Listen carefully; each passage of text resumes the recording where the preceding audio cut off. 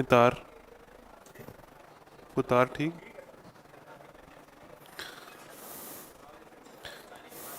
بتائیے گا جب لائیو ہوگا نا. لائیو ہے. اعوذ باللہ من الشیطان الرجیم بسم اللہ الرحمن الرحیم. ہم لائیو آ چکے ہیں اور انشاءاللہ 1 منٹ میں ہم آغاز کر رہے ہیں.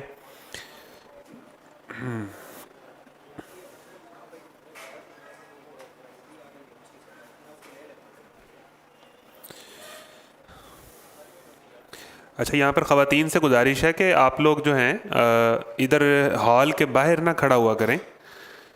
اکثر جو ہے وہ ہال کے باہر جو ہے وہ عوام سیلفیاں لے رہی ہوتی ہے، تو بہتر یہ ہے کہ آپ اندر آ جائیں. اس ٹائم لوگ آ رہے ہوتے ہیں تو اچھا نہیں لگتا. ہاں، بعد میں جب کلاس مکمل ہو جائے اس کے بعد آپ اس طرح کی چیزیں کریں. ویسے ہم نے تصاویر وغیرہ کے لیے تو اندر فلیکس کا بندوبست کیا ہوا ہے، تو اس چیز کا خیال رکھیں کہ وہاں رش نہ بنا ہو. جو لوگ آ جائیں خواتین بالخصوص وہ اندر ہال میں آ جائیں. اور ایک اور چیز دیکھیے کہ آپ لوگ نا خواتین قرآن سارے ایک ہی جگہ جمع کر کے رکھ دیتی ہیں. تو ادھر اگر آپ میل سائڈ دیکھیں تو یہ ٹیبل پر ہر ٹیبل پہ انہوں نے ایک ایک قرآن رکھا ہوا ہے نا. تو زیادہ بہتر ہے کہ روزانہ آپ آئیں اور سارے قرآن کو دوبارہ ٹیبلز پہ رکھیں. تو بہتر یہ ہے کہ وہ اپنے اپنے ٹیبل پر بڑے سلیقے سے ارینج کر دیں تاکہ آپ کو بار بار ان کو ایک جگہ کھڑا نہ کرنا پڑے اور دوبارہ سے اگلے دن نہ وہاں پر دوبارہ سے ارینج کرنا پڑے. تو اس کو ارینج ہی ایسے کریں کہ وہ ٹیبل پر ایک ایک سامنے پڑا ہو. انشاءاللہ 1 منٹ میں آغاز کر رہے ہیں. 2:15 ہو چکے ہیں. سب لوگ سورہ کہف جو کہ 15ویں سپارے میں ہے، جن کے سامنے قرآن مجید ہیں وہ کھول سکتے ہیں.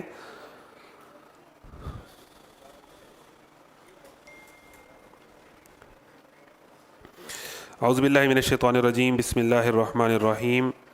الحمد للہ الذی انزل علی عبدہ الکتاب ولم یجعل لہ عوجا قیما لینذر بأسا شدیدا من لدنہ ویبشر المؤمنین الذین یعملون الصالحات ان لہم اجرا حسنا ماکثین فیہ ابدا. لیں جی، آغاز کرتے ہیں سورہ الکہف کا. اس کو میں کچھ دیر کے لیے بند کر دوں اور اس لیپ ٹاپ کو اپنے سامنے کر لوں. آپ کے سامنے امید ہے ڈسپلے بھی آ رہا ہوگا سورہ کہف کا. سورہ کہف جو ہے مکی صورت ہے اور اس کا کچھ تعارف پڑھ لیتے ہیں. مکی دور کو 3 سے 4 ادوار میں تقسیم کیا گیا ہے. یہ چونکہ 13 سالہ دور تھا، حضور مکہ میں 13 سال رہے اور اس کے بعد مدینہ میں 10 سال رہے، اور یہ ان کی نبوت کا 23 سال کا عرصہ ہے. تو مکی دور میں شروع میں تو ظاہر ہے کہ جب نبوت کا آغاز ہوا ہے تو شروع میں تو اللہ کے نبی نے کچھ لوگوں سے بات کی ہے. پھر اس کے بعد جو ہے وہ کم فانزر صفا کی پہاڑی پر کھڑے ہو کے سب کو بتایا ہے. اور پھر یہ ہے کہ وہ چھپ چھپا کے ہی صحابہ ملتے تھے، دین سیکھتے تھے وغیرہ وغیرہ. پھر یہ ہے کہ جب آہستہ آہستہ ڈنکے کی چوٹ پر جب حضرت عمر نے اسلام قبول کر لیا اور پھر وہ نمازیں پڑھنے لگ پڑے اور ساری چیزیں. تو شروع میں تو وہ ہنستے تھے کفار اور مشرکین کہ یہ دیکھو نا، یہ کچھ نئے نئے نوجوان ہیں تو ان کو نئی نئی جوانی چڑھی ہے تو یہ سیٹ ہو جائیں گے. 1-2 سال کی بات ہے، ذرا ان کو نیا کلچر اور نیا فلسفہ اڈاپٹ کرنے کا شوق آیا ہے، واپس اپنے والدین کی طرف ہی آئیں گے، اپنے کلچر کی طرف ہی آئیں گے. تو وہ جب نوجوان بڑھتے گئے اور مکہ کی یوتھ جو ہے وہ آہستہ آہستہ انسپائر ہوتی گئی اور ایک نئے فلسفے پہ چلتی گئی، بتوں کا انکار کرتی گئی، تو پھر انہوں نے مذاق اڑانا شروع کر دیا اور جناب یہ اس طرح کی چیزیں شروع کر دیں.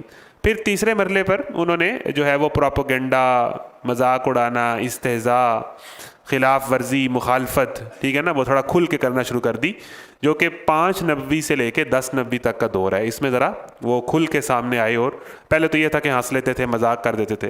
پھر 10 سال سے لے کے جو آخری 3 سال تھے، اس میں پھر وہ لڑنے مرنے پہ آ گئے. انہوں نے تشدد شروع کر دیا، سارا کچھ کر دیا اور مسلمانوں کی ایک جماعت کو حبشہ ہجرت کرنے پر مجبور کر دیا. تو یہ وہ دور ہے مکہ کا کہ جب جو ہے وہ مخالفتیں عروج پر تھیں. ٹھیک ہے، اس دور میں سورہ الکہف کا نزول ہوا کہ آج اگر مسلمان مکہ میں مخالفتیں دیکھ رہے ہیں تو اس سے پہلے تمہارے جیسے ہی لوگ، تمہارے جیسے ہی نوجوان بڑی بڑی مخالفتیں دیکھ چکے ہیں اور اپنے اپنے دین پر کمٹمنٹ کے لیے بڑی بڑی قربانیاں دے چکے ہیں. اور اس سورہ کہف کے آغاز میں 3 سوال تھے جن کا جواب دیا گیا ہے. اب ہوتا کیا تھا کہ مدینہ میں رہتے ہیں یہودی اور مکہ میں رہتے ہیں مشرکین. یہودیوں کے تو نبی تھے، یہودیوں کے پاس تو تورات تھی، وہ حضرت موسیٰ کے ماننے والے تھے وہ جیسے بھی، لیکن یہ ہے کہ ان کے پاس ایک ریلیجن تھا، ان کے پاس ایک کتاب اللہ تھی، ان کے علماء تھے. جو یہ مشرکین مکہ تھے ان کے پاس کوئی اللہ کی کتاب تھی نہیں، تو یہ ریلیجیسلی سمجھ لیں کہ یتیم لوگ تھے، ان کے پاس کوئی ایسا اثاثہ نہیں تھا، تو یہ ان کو تھوڑا سا نا وہ پریشر بھی لیتے تھے یہودیوں کا کہ بھئی ان کے پاس اللہ کی کتاب ہے اور یہ جناب ان کے پاس نبی آئے ہیں، اور تو یہ بیچارے تو مشرک تھے، ان کے پاس تو بت پرستی تھی اور سارا، تو یہ بہت ساری باتیں نا ان سے لے کے فالو کرتے تھے۔ تو جب مکہ کے لوگ مدینہ جاتے تھے یا تجارتی سفروں میں یہودیوں سے واسطہ پڑتا تھا تو آنا جانا ہوتا تھا، تو وہ باتیں کرتے تھے کہ ہمارے ہاں مکہ میں ایک بندہ آیا ہوا ہے، وہ نبوت کا دعوے دار ہے، اور اس نے جو ہے وہ وہاں پر جو ہے وہ ایک عجیب سی ہلچل مچا رکھی، وہ خاندانوں کو لڑا رہا ہے، وہ لوگوں کو لڑا رہا ہے، وہ وہاں پر جو ہے جو اس کی باتیں سنتا ہے وہ ہمارے بتوں کا انکار کر دیتا ہے، ایک عجیب سا معاملہ چل رہا ہے۔ تو یہودی پھر ان کو مشورے دیتے تھے کہ اچھا، کیونکہ یہودیوں کو پتہ تھا ان کی کتاب کے اندر یہ بات لکھی گئی تھی کہ ایک اسی ایریا میں نبی مبعوث ہونا ہے اس زمانے کے اندر، ان کو پتہ تھا اور وہ انتظار میں تھے، یہودی علماء انتظار میں تھے کہ یہ اب ٹائم آ گیا ہے نبوت کے ظہور کا۔ لیکن ان کو مسئلہ یہ ہوا کہ یہ جو نبی آیا ہے، مخالفت انہوں نے اس لیے کی، یہ بنی اسرائیل سے کیوں نہیں آیا، بنی اسماعیل سے آ گیا ہے۔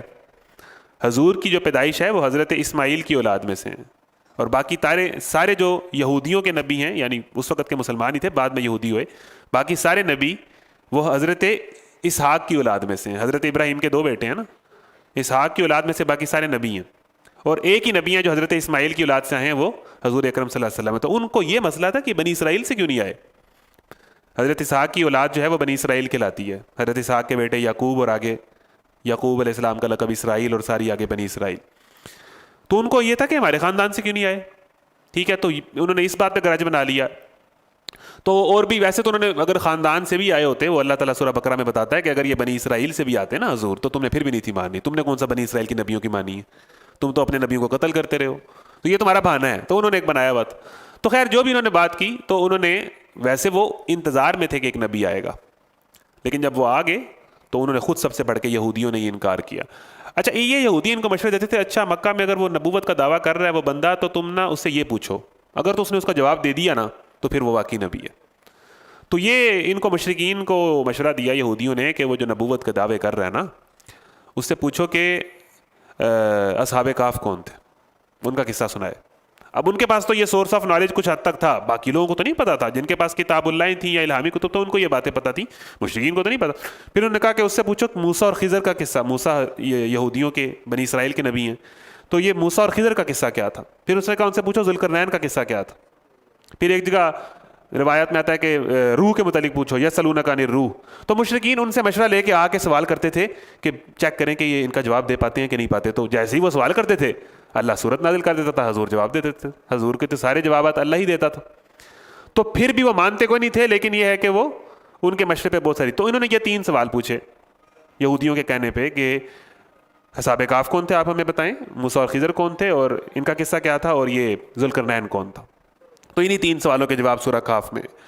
تو بڑی انٹرسٹنگ ہے، اور سورہ الکہف کی فضیلت میں یہ ہے کہ سورہ الکہف جو ہے جمعے کی تلاوت کی اس کی تلقین ہے، یہ فتنوں سے بچاتی ہے، کیونکہ جس میں جن اصحاب کہف کا ذکر ہے نا، انہوں نے شدید فتنے کے دور میں اپنے ایمان کو بچایا تھا، اور آج ہم جس دور میں جی رہے ہیں یہ شدید فتنوں کا دور ہے، ایمان کو بچانا بہت مشکل ہے۔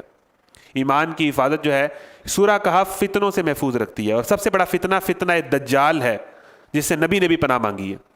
تو حدیثیں بہت ساری ہیں کہ جو سورہ کہف کو حفظ کرے گا، سورہ کہف کی پہلی 10 آیات یا آخری 10 آیات ان کے متعلق بھی آتا ہے، وہ فتنہ دجال سے محفوظ رہے گا، تو امپورٹنٹ ہے۔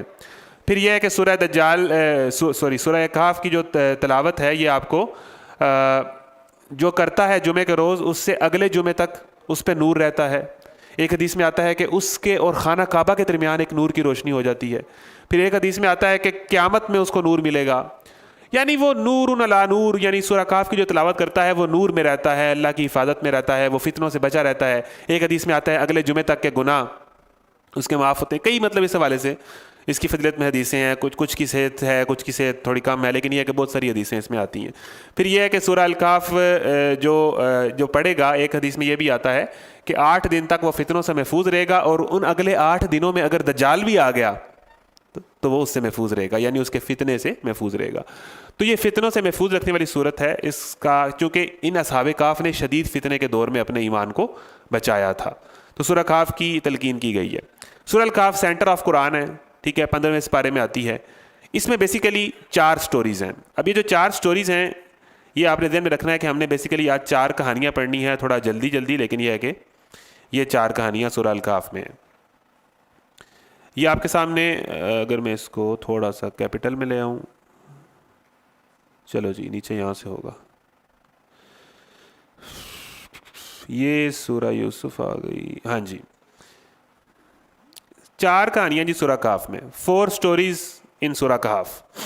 پہلی کہانی ہے جس میں ایمان کا امتحان ہے، دوسری کہانی کے اندر دولت کا امتحان ہے جو 2 دوستوں کا قصہ ہے، تیسری کہانی کے اندر موسیٰ اور خضر کی کہانی ہے، اس میں علم کا امتحان ہے، ٹرائل آف نالج، آزمائش ہے، اور چوتھی کہانی ذوالقرنین کی ہے جس میں طاقت کا امتحان ہے۔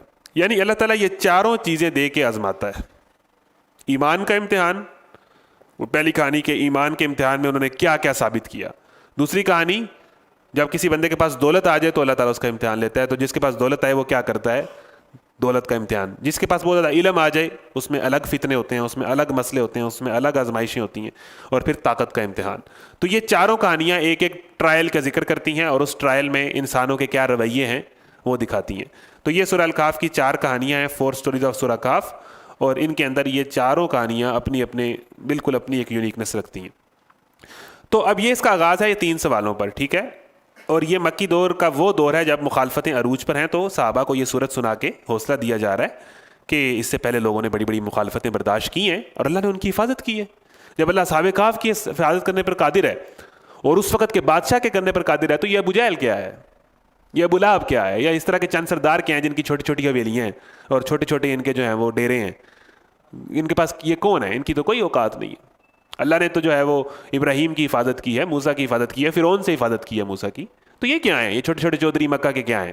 تو تم ان سے ڈر رہے ہو، یا تم ان سے نہ ڈرو، یا تم ان کا پریشر نہ لو، تم ایمان پہ رکھو۔ پہلے لوگوں نے ایمان کے لیے بڑی بڑی قربانیاں دی ہیں۔ تو قرآن ہر دین کی راہ پہ چلنے والے بندے کو واقعات سناتا ہے اور اسے حوصلہ دیتا ہے۔ یہ قرآن کی شان ہے کہ جب بندہ قرآن کے راستے پہ چلتا ہے تو اسے قرآن حوصلہ دیتا ہے، اسے قرآن اس کی تسلی اس کو دیتا ہے، قرآن اس کی ڈھارس بندھاتا ہے۔ اسی لیے کہتے ہیں نا کہ قرآن دلوں کا اطمینان ہے، دلوں کا سکون ہے۔ یہ اس کے لیے ہے کہ جو قرآن کے راستے پر چل رہا ہے، پھر اس کے سامنے جو سیم چیزیں ریپیٹ ہوتی ہیں جو کہ حضور کے سامنے ہوئیں یا صحابہ کے سامنے ہوئیں یا دین کے راستے پہ چلنے والے جس راہی کے سامنے ہوئی، تو اسے قرآن حوصلہ دیتا ہے۔ قرآن یہ کہا صراط الذین انعمت علیہم، ان لوگوں کا راستہ ایسا ہی ہے، ٹھیک ہے جی۔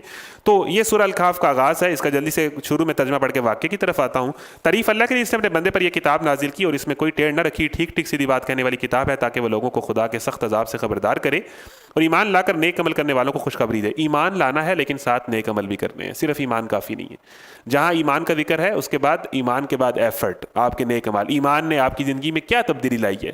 کیا آپ میں وہ شخصیت بنے ہو ایمان کے بعد جو کل سورہ حجرات بتا رہی تھی؟ کیا آپ وہ شخصیت بنے ہو ایمان کے بعد جو اس سے پہلے سورہ البقرہ میں اولئک هم المفلحون کی کیفیت ہے؟ ایمان لانے کے بعد تو تبدیلی ہے جو آپ کو خوشخبری دیتی ہے جنتوں کی، جو سورہ واقعہ میں جنت ہم نے دیکھی ہے۔ ان کے لیے اچھا اجر ہے جس میں وہ ہمیشہ رہیں گے، اور ان لوگوں کو ڈرا دے جو کہتے ہیں اللہ نے کسی کو بیٹا بنایا ہے، اس بات کا نہ انہیں کوئی علم ہے، وہ محض جھوٹ بکتے ہیں۔ اور اس کے بعد اچھا تو اے محمد صلی اللہ علیہ وسلم شاید ان کے پیچھے غم کے مارے تم اپنی جان کھو دو گے۔ یہ ہوتا ہے مومن کہ جس کو اپنی ذات کی نہیں سوسائٹی کی فکر ہوتی ہے، معاشرے کی فکر ہوتی ہے۔ دین النصیحہ، دین نام ہی خیر خائی کا ہے۔ حضور کن کے پیچھے رو رہے ہیں، یا کوئی بھی دین کا درد رکھنے والا آدمی کن کے پیچھے رو رہا ہے؟ یہ اللہ تعالیٰ کے نافرمان لوگوں کے پیچھے جو معاشرہ اللہ تعالیٰ کو بھول چکا ہے۔ اتنا رو رہے ہیں، اتنے غم میں ہیں کہ اللہ نے کہا کہ اللہ کے نبی اتنا نہ روئیں، اتنا غم نہ کھائیں، کہیں آپ اپنی جان ہی نہ ہلاک کر دیں۔ یہ کیفیت ہوتی ہے کہ جہاں کا درد ہمارے جگر میں ہے، یہ کیفیت ہونی چاہیے۔ بس اپنی ذات اور اپنی روٹی اور اپنی جاب، یہ کسی کافر کی لائف ہو سکتی ہے، مومن کی یہ لائف نہیں ہے۔ مومن کی جو لائف ہے اس کو اپنی اور اپنے معاشرے کی، اپنی ملک کی، اپنے مسلمان بھائیوں کی فکر ہوتی ہے کہ یہ راہ راست پہ ہیں۔ تو یہ کیفیت حضور کی ہے کہ تم ان کے اتنا غم، اتنی ان کی فکر کر رہے ہو کہ اللہ نے کہا کہ بس کریں، آپ اپنی جان ہلاک کر دیں گے، اپنی جان کھو دینے والے ہو اگر یہ اس تعلیم پر ایمان نہ لائے۔ اور اس طرح اس ایفرٹ کے ساتھ لوگوں تک بات پہنچانی چاہیے۔ واقعہ یہ ہے کہ یہ جو کچھ سامان بھی زمین پر ہے، اس کو ہم نے زمین کی زینت بنایا ہے تاکہ ان لوگوں کو آزمائیں ان میں کون بہتر عمل کرنے والا ہے. اتنی سی کہانی ہے کہ اللہ تعالیٰ نے یہ ساری دنیا اس لیے بنائی ہے تاکہ مجھے اور آپ کو آزمائے کہ ہم کیا کر کے آ رہے ہیں, ہم کیا عمل کر رہے ہیں, ہمارا عمل ریکارڈ میں جا رہا ہے. آخرکار اسی ساری دنیا کو ہم دوبارہ چٹیل بنا دیں گے, یہاں کوئی بلڈنگ نہیں رہے گی, یہ حشر کا میدان بن جائے گا, سارے لوگ سامنے کھڑے ہوں گے اور پوچھا جائے گا ہاں جی کیا کر کے آئے ہو. یہ سمپل سا کلیہ ہے جو مکی صورتوں میں بار بار آتا ہے. کیا تم سمجھتے ہو کہ غار اور قطبے والے ہماری کوئی بڑی عجیب نشانیوں میں سے تھے؟ اذ اول الفتية الى الكهف فقالوا ربنا آتنا من لدنك رحمة وهيئ لنا من امرنا رشدا. وہ چند نوجوان غار میں پناہ گزین ہوئے, انہوں نے کہا اے پروردگار ہم کو اپنی رحمت خاص سے نواز. اللہ کہہ رہے ہیں کہ یہ ان کو 200 سال یا 300 سال سلائے رہنا غار میں, 300 سال سوئے رہے نا یا 200 سال سوئے رہے, تو کیا تم سمجھتے ہو کہ یہ اللہ کی بہت بڑی نشانی ہے یا کہ اللہ کے لیے بہت مشکل کام ہے؟ اللہ کے لیے اس سے بڑے بڑے کام کرنا کوئی مشکل نہیں. اللہ کے لیے بغیر باپ کے اولاد پیدا کرنا, حضرت عیسیٰ ابن مریم جو ان کی پیدائشی معجزہ ہے, یہ بھی مشکل نہیں ہے. اللہ تعالیٰ کے لیے کن کہہ کے پوری کائنات کو بنانا اور کن کہہ کے پوری کائنات کو ختم کر دینا مشکل نہیں ہے. تو یہ کوئی بڑی بات تو نہیں ہے اللہ کے لیے, تو یہ ایک نشانی ہے اگر تم اس پہ غور کرو. کیا تم سمجھتے ہو کہ غار اور قطبے والے ہماری کی بڑی عجیب نشانیوں میں سے تھے؟ وہ تو چند نوجوان جب غار میں پناہ گزین ہوئے اب ان کا واقعہ ہے کہ انہوں نے جو دعا کی جب وہ غار میں چھپ گئے کہ اے اللہ ہم کو اپنی رحمت خاص سے نواز اور ہمارا معاملہ درست کر دے, وَهَيِّئْ لَنَا مِنْ أَمْرِنَا رَشَدًا. تو یہ واقعہ دیکھ لیتے ہیں جی یہاں پر کیا بتایا جا رہا ہے آگے چل کے. فَضَرَبْنَا عَلَىٰ آذَانِهِمْ فِي الْكَهْفِ سِنِينَ عَدَدًا ثُمَّ بَعَثْنَاهُمْ لِنَعْلَمَ أَيُّ الْحِزْبَيْنِ أَحْصَىٰ لِمَا لَبِثُوا أَمَدًا. اس قصے کی قدیم ترین شہادت شام کے ایک عیسائی پادری جیمز سروجی کے مواوض میں پائی گئی ہے جو سریانی زبان میں لکھے گئے تھے. یہ شخص اصحاب کہف کی وفات کے چند سال بعد 452 میں پنجابی بول رہا ہوں 52 ہوگا 452 ہجری میں عیسوی میں, یعنی اصحاب کہف حضرت عیسیٰ کے بعد کے لوگ ہیں اور یہ حضور سے کوئی 200 سال پہلے کے لوگ ہیں. حضرت عیسیٰ اور حضور کے درمیان جو فرق ہے وہ 572 سالوں کا ہے. ایسے ہی ہے حضرت عیسیٰ کی پیدائش جو ہے وہ 1 عیسوی ہے, آج 2024 ہو گیا. حضرت عیسیٰ کی پیدائش کو 2024 سال گزر گئے ہیں. حضور 572 میں عیسوی میں آئے, یعنی حضور حضرت عیسیٰ کی پیدائش کے بعد 572 ایئرز بعد آئے. یہ ان کے درمیان میں سینٹر میں اصحاب کہف کا واقعہ ہے. اصحاب کہف حضرت عیسیٰ کے ماننے والے تھے, یعنی حضرت عیسیٰ کو گئے ہوئے 200-300 سال گزر گئے ہیں, تو یہ یعنی کہ حضور کی پیدائش سے کوئی 100-200 سال 2 صدیاں پہلے کا واقعہ ہے. یعنی بالکل جیسے اگر ہم کہیں کہ ہماری جو جنگ آزادی ہوئی ہے 1857 کی, جس کے بعد یہاں پر گورے آئے ہیں, تو یہ اتنا ہی فاصلہ ہے, بہت دور کی بات نہیں تھی حضور سے پہلے. تبھی یہ واقعہ مشہور بھی تھا, ٹھیک ہے نا. اور اس نے 474 کے لگ بھگ زمانے میں اپنے مواوض مرتب کیے. ان مواوض میں اس پورے واقعے کی بڑی تفصیل کے ساتھ بیان کرتا ہے. خیر اس واقعے کو 7 سلیپرز کے نام سے مشہور ہے, یہ دا پیپل آف کیو کے نام سے بھی مشہور ہے. اس پہ کئی موویز بھی بنی ہوئی ہیں. بنی اسرائیلیوں کی زیادہ تر موویز ہوتی ہیں. حضرت یوسف پہ بھی مووی بنی ہوئی ہے, اس میں کئی ساری غلط باتیں ہیں, لوگ اس پر ایمان لے آتے ہیں. وہ بنی اسرائیلی روایات بہت ساری اس میں لی ہوتی ہیں. تو خیر اس پہ بھی موویز بنی ہوئی ہیں کہ 7 سلیپرز تھے یہ, کہ ان کو 7 کہا گیا ہے. اس کی صحیح تعداد ویسے اللہ ہی جانتا ہے. تو یہ رومی سلطنت تھا, بڑا کوئی جابر اور ظالم بادشاہ تھا. یہ یہاں پر مختصر واقعہ لکھا ہوا ہے, اس کو کئی طریقے سے لوگوں نے بیان کیا ہے. خیر یہ ہے کہ مختصراً آپ کے سامنے واقعہ رکھ دیتے ہیں. تو یہاں پر جو ہے بعض, یہاں پر نیچے سے میں تھوڑا سا یہاں پر اگر آپ کے سامنے رکھ دوں اس کو تو پھر ہمیں آسانی ہو جائے. یہ نمبر 11 پڑھ لیں. جس زمانے میں ان خدا پرست نوجوانوں کو آبادیوں سے بھاگ کر پہاڑوں میں پناہ لینی پڑی تھی, اس وقت شہر افسس ایشیائے کوچک میں بت پرستی اور جادوگری کا سب سے بڑا مرکز تھا. وہاں ڈائنا دیوی کا ایک عظیم الشان مندر تھا جس کی شہرت تمام دنیا میں پھیلی ہوئی تھی. دور دور سے لوگ اس کی پوجا کے لیے آتے تھے. وہاں کے جادوگر, عامل, فالگیر, تعویذ نویس دنیا بھر میں مشہور تھے. شام و فلسطین اور مصر تک ان کا کاروبار چلتا تھا. اچھا, میجورٹی آف دی انبیاء جو بنی اسرائیل کے ہیں ان کا یہی علاقہ ہے, مصر, شام, فلسطین.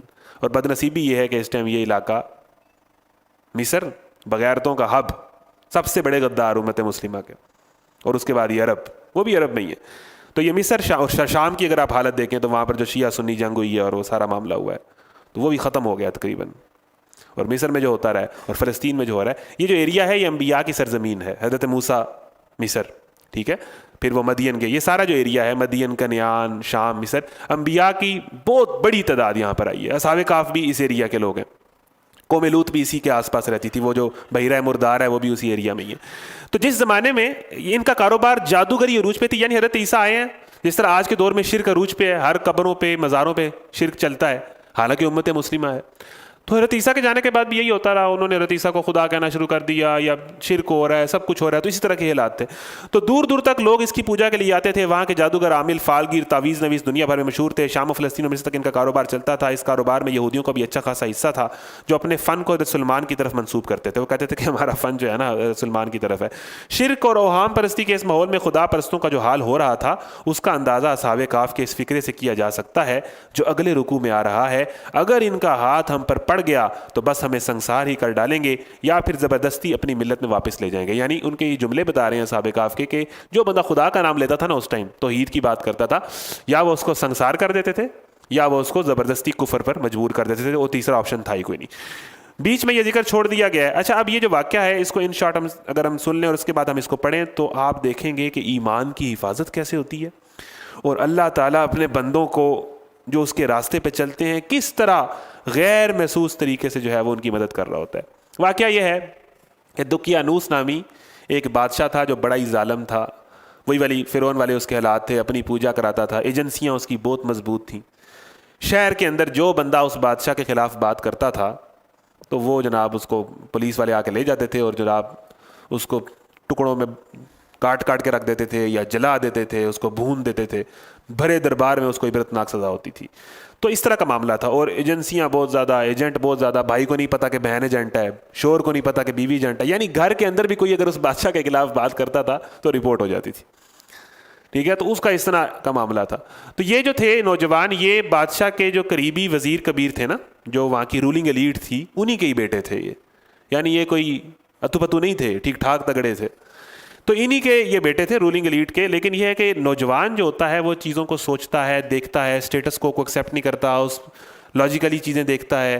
ان نوجوانوں کے اندر یہ ہلچل تھی کہ یہ سمجھ نہیں آتی بات کہ یہ ایک بندہ ہو اور وہ خدائی کا دعوے دار ہو اور اس نے کہے کہ بھی مجھے پوجو.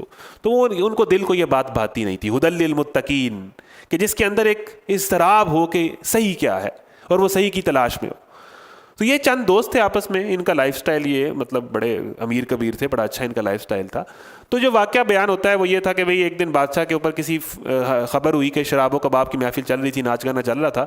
تو خبر آئی بادشاہ کو کہ ساتھ والی قوم آپ پر حملہ کرنے لگی ہے. تو بادشاہ کانپنے لگ پڑا اور اس کا تاج سر سے گر گیا. تو وہاں پر باقی لوگوں نے تو اس واقعے کو اگنور کیا. انہوں نے کہا یہ سامنے ڈانس چل رہا ہے, اس کو دیکھتے ہیں, اس واقعے کو کیا لفٹ کرانی ہے. ادھر دیکھو اتنی سونی کڑی جڑی ہے, نچ رہی ہے, انہوں کی فوکس کرنا ہے. تو عموماً عام لوگ تو یہی دیکھتے ہیں کہ جتنے ناچ گانا ہو رہا ہے اس کو دیکھتے ہیں, عبرت کی باتوں کو کون غور کرتا ہے. تو یہی ہوا. تو اس طرح بھی واقعہ آتا ہے, اور اس کے کئی ہیں. لیکن یہ ہے کہ انہوں کو یہ سارے نوجوان وہیں اسی مجلس میں تھے, تو انہیں لگا کہ ایک بندہ خدائی کا دعوے دار ہو اور ایک حملے کی خبر سے ان کے کانپنے لگ پڑے اور اس کا سر سے تاج گر جائے. خدا ایسے ہوتے ہیں؟ خدا تو ایسے نہیں ہوتے. یہ خدا نہیں ہے, خدا کوئی اور ہے. خیر حضرت ابراہیم کی بھی یہی جدوجہد تھی, انہوں نے بھی خدا کی تلاش کی ہے. خیر جس بھی حوالے سے ان نوجوانوں کو اس وقت کے جو حضرت عیسیٰ کی جینون اور پیور تعلیمات تھیں وہ کہیں سے پہنچ گئی تھی, کیونکہ ان کے اندر حق کی تلاش تھی. جس بندے کو حق کی تلاش ہو وہ امریکہ میں بیٹھ کے بھی نیک ہو جاتا ہے. جس بندے کو حق کی تلاش نہ ہو وہ مدینہ میں رہ کے بھی دنیا کا گناہگار ترین بندہ ہوتا ہے. یہ سمپل سا کلیہ ہے. جنہیں نیک ہونا ہوتا ہے وہ نیک ہو جاتا ہے. جس نے ٹھیک ہونا ہوتا ہے وہ یہ نہیں کہتا جی حالات بڑے خراب ہیں, ماحول بڑا خراب ہے. یہ ماحول دیکھ رہے ہو یہ کس طرح کا ماحول ہے؟ ماحول جی بے حیائی بڑی آ گئی ہے جی, سوشل میڈیا پہ بڑا گاند ہے جی, اب تو برداشت نہیں ہوتا جی, اب تو بچنا ممکن ہی نہیں. یہ سب ڈرامے ہیں. اس سے زیادہ بے حیائی کیا ہوگی کہ خانہ کعبہ کا ننگے طواف ہوتا تھا حضور سے پہلے. اس سے زیادہ بے حیائی آئی ہوگی کسی دور میں؟ تو بے حیائیاں تو ایسی ایسی آئی ہیں کہ یہ بے حیائی کچھ بھی نہ ہو شاید. قوم لوط جس کے متعلق آتا ہے, ہم جنس پرستی, مرد اور مرد کے ساتھ زنا, یہ چوکوں چوراہوں پہ کرتے تھے, چوکوں چوراہوں پہ جہاں نظر آتے تھے کرتے تھے. اس سے زیادہ بے حیائی آئی ہے؟ تو یہ اہم ہی بات ہے کہ جناب آج کے دور میں تو بچنا ممکن ہی نہیں ہے. ہر دور ہی ایسا رہا ہے اور ہر دور میں مسلمان اسی طرح ہی بچتے ہیں. اپنی کمٹمنٹ اور حوصلے سے فیصلہ کرنا ہوتا ہے. مصر کے اندر حضرت یوسف نے بچ کے دکھایا نا, اس ٹائم کا امریکہ ہی تھا مصر, اس ٹائم کا یورپ ہی تھا. تو بے حیائی کے دور میں ہی بے حیائی سے بچنا ہے, شرک کے دور میں ہی شرک سے بچنا ہے. یہی مومن ہوتا ہے. یہ اسی لیے کہا کہ یہ چند نوجوان تھے جو اپنے رب پر ایمان لے آئے تھے. چند لوگ ہی بچتے ہیں, چند لوگ ہی حق کی فکر کرتے ہیں. زیادہ تر جو ہوتی ہے نا میجورٹی, وہ الٹے کام ہی کرتی ہے. وَلَٰكِنَّ أَكْثَرَ النَّاسِ لَا يَعْلَمُونَ, زیادہ تر لوگ جو ہے علم نہیں رکھتے. اکثر الناس لا یشکرون, زیادہ تر لوگ شکر نہیں کرتے. زیادہ تر لوگ تو ایسے ہوتے ہیں. وَإِن تُطِیعْ أَكْثَرَ مَنْ فِي الْأَرْضِ يُضِلُّوكَ عَنْ سَبِیلِ اللَّهِ, اگر آپ زمین میں بسنے والے زیادہ لوگوں کی بات مانیں کہ عام عوام یہی کہتی ہے, ٹرینڈ یہی ہے, فیشن یہی ہے, لِيُضِلُّوكَ عَنْ سَبِیلِ اللَّهِ, تم اللہ کے راستے سے بھٹک جاؤ گے. اللہ کے راستے پہ چلنے والے کم, ہمیشہ کم. یونیورسٹیوں میں ایسے نوجوان کم, خاندانوں میں ایسے لڑکے کم, میڈیا میں ایسے لوگ کم. یہ چند نوجوان تھے جو اپنے رب پر ایمان لے آئے تھے. تو انہی چند کا حصہ بنے, انہی چند نوجوانوں کو فالو کریں, انہی کو سپورٹ کریں, انہی کو لائک کریں, انہی کے دست و بازو بنیں, انہی کو ڈونیٹ کریں. باقی سارے جو ہیں ان کا نہ فین ہونے کی ضرورت ہے نہ فالوور ہونے کی ضرورت ہے. یہ لوگ تو فتنہ پھیلا رہے ہیں, بے حیائی پھیلا رہے ہیں. تو یہ جو چند ہیں ان کو ڈھونڈیں اپنے ارد گرد اور ان کے ساتھ آ جائیں. یہی فتنے کے دور میں فتنوں سے بچنے کا نتیجہ ہے, راستہ ہے, یہی ایک طریقہ ہے. تو یہی ہوا. تو یہ چند نوجوان تھے جنہوں نے کہا کہ نہیں بھائی ایسے نہیں. اب اس کی پرائس انہوں نے پے کی ہے. پرائس کتنی پے کی؟ ادھر ہم کہتے ہیں کہ جناب دوست پھر کہتے ہیں کہ جناب تو مولوی ہو گئے ہیں تو اینجے ہو گئے ہیں, تو یہاں پر ہماری پھونک نکل آتی ہے. انہوں نے کیا پرائس پے کی ہے دین پہ چلنے کی؟ اور بھائی گھر سے نکال دیا. کس نبی کو گھر سے نہیں نکالا گیا؟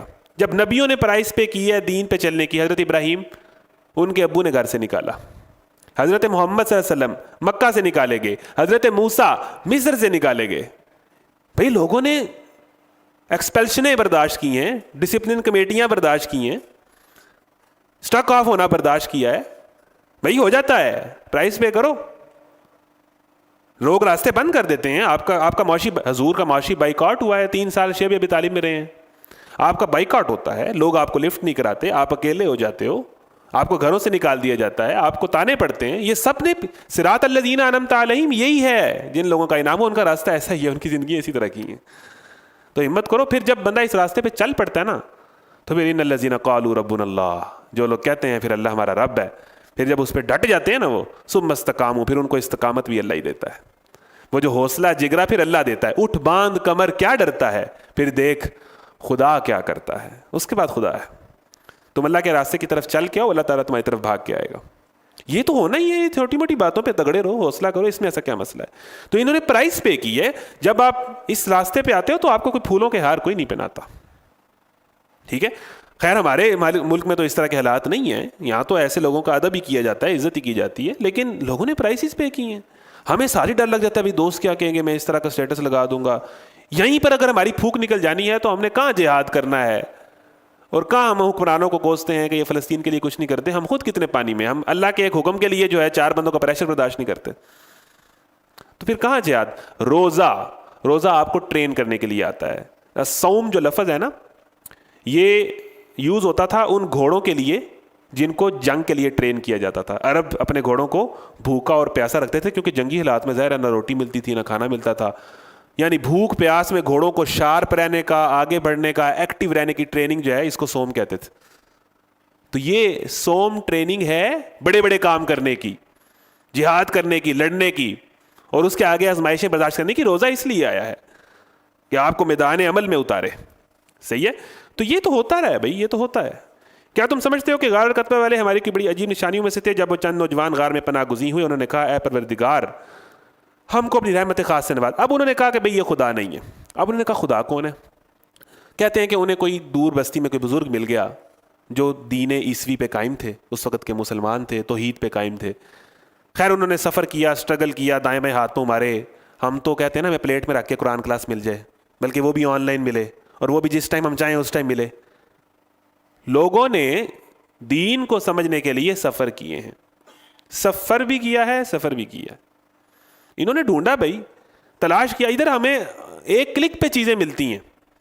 لوگوں نے اس کے لیے, سہیب رومی روم سے آ رہے ہیں, سلمان فارسی فارس سے آ رہے ہیں, کہاں کہاں سے لوگ آ رہے ہیں. میں کہاں کہاں نہ پہنچا تیری دید کی لگن میں. ہمیں جو ہے گھروں کے اندر قرآن میسر ہے اور ہم نہیں پڑھتے.